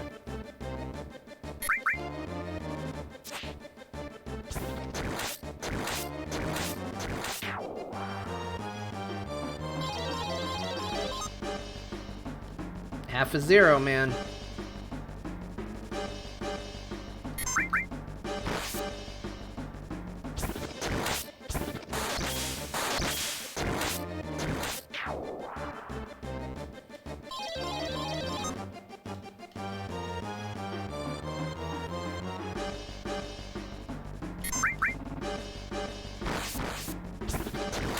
so much of my HP, you guys.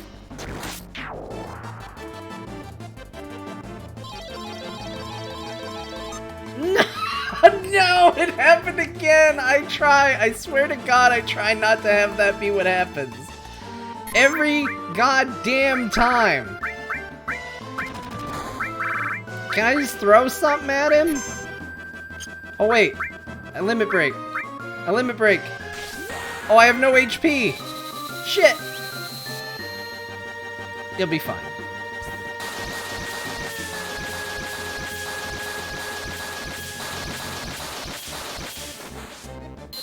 Something's gonna break on this goddamn robot.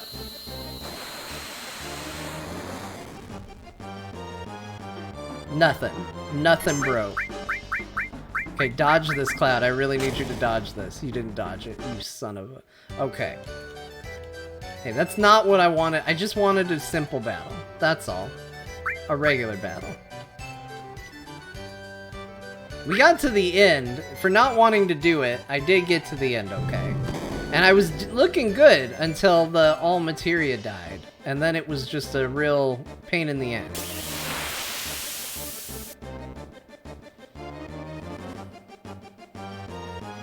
Also, I really should build Cloud to have more than 5,000 HP. I've really chosen some materia that's hurting him.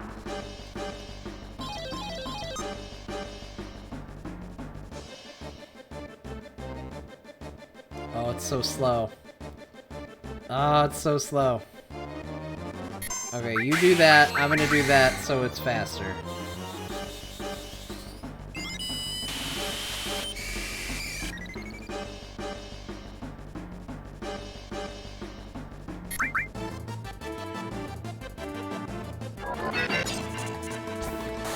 And barrier isn't gonna save you from me, turtle.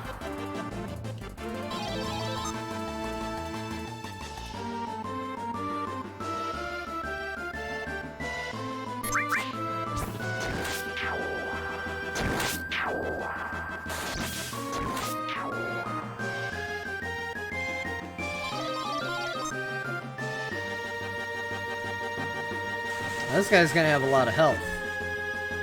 He always does. A bolt ball.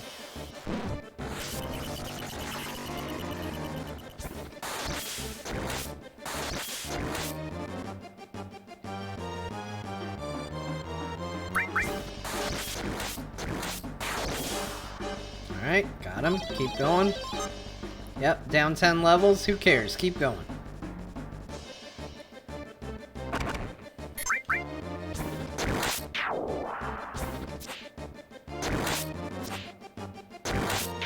Well, that one bunny's super dead.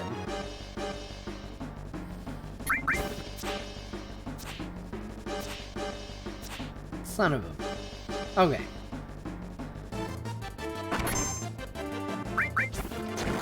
Just go get him, Cloud. Don't let bunnies treat you that way, man.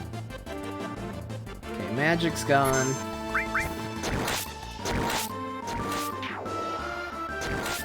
The radiator, as chat likes to call it. We must fight it.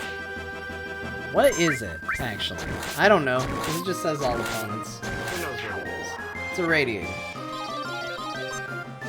Okay, items are gone. We won't be doing that.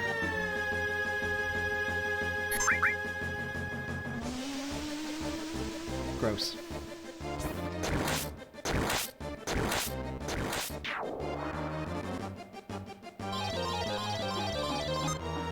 Okay, that wasn't... Okay. We're gonna finally get to see it. I'm gonna do it right now. Summon... Knights of the Round, Knights of the Round. Do it. Ultimate End. Let's see it.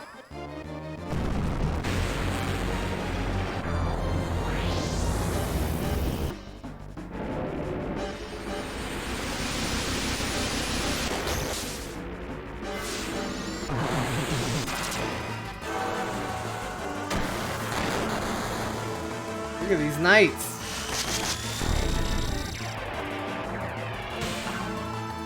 You're just killing them. This would have been cooler if it was a harder boss, for sure.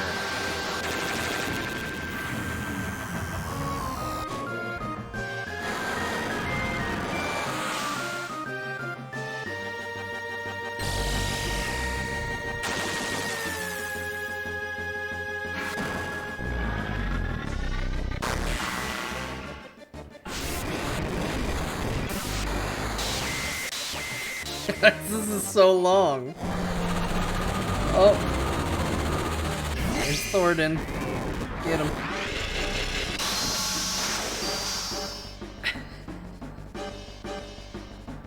Oh, hell yeah. This is good. Guys, that attack is so good it made Final Fantasy XIV better. And we can buy our stupid belt.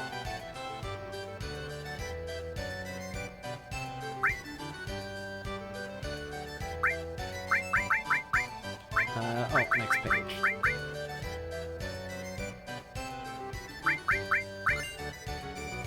There it is. We're the champion now. You want to see my champion belt? I am the champion. Acknowledge me. Acknowledge me. Let's go to the showroom. Dio, look at my championship belt. It is mighty. So good. You had to cast it 13 times to beat Emerald Weapon? Holy shit.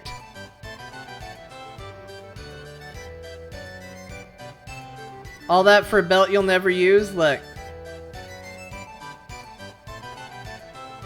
It's not about the destination, it's about the journey.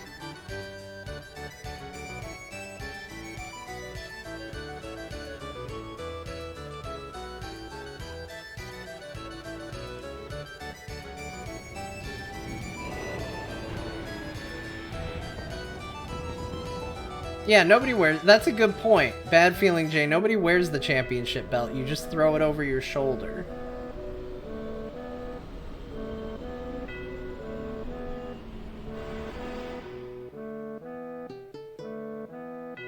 Yeah, nobody can see him. How is Ruby Weapon gonna kill me if he can't even see me?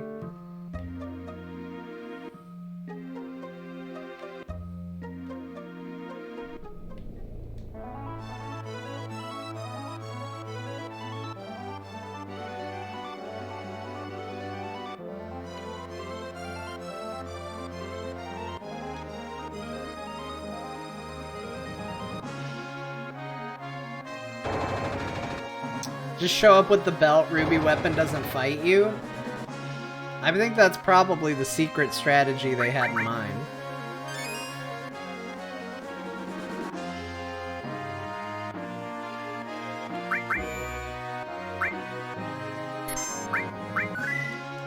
Alright, well, that was a hell of a stream, everybody. I thank you everyone for being here.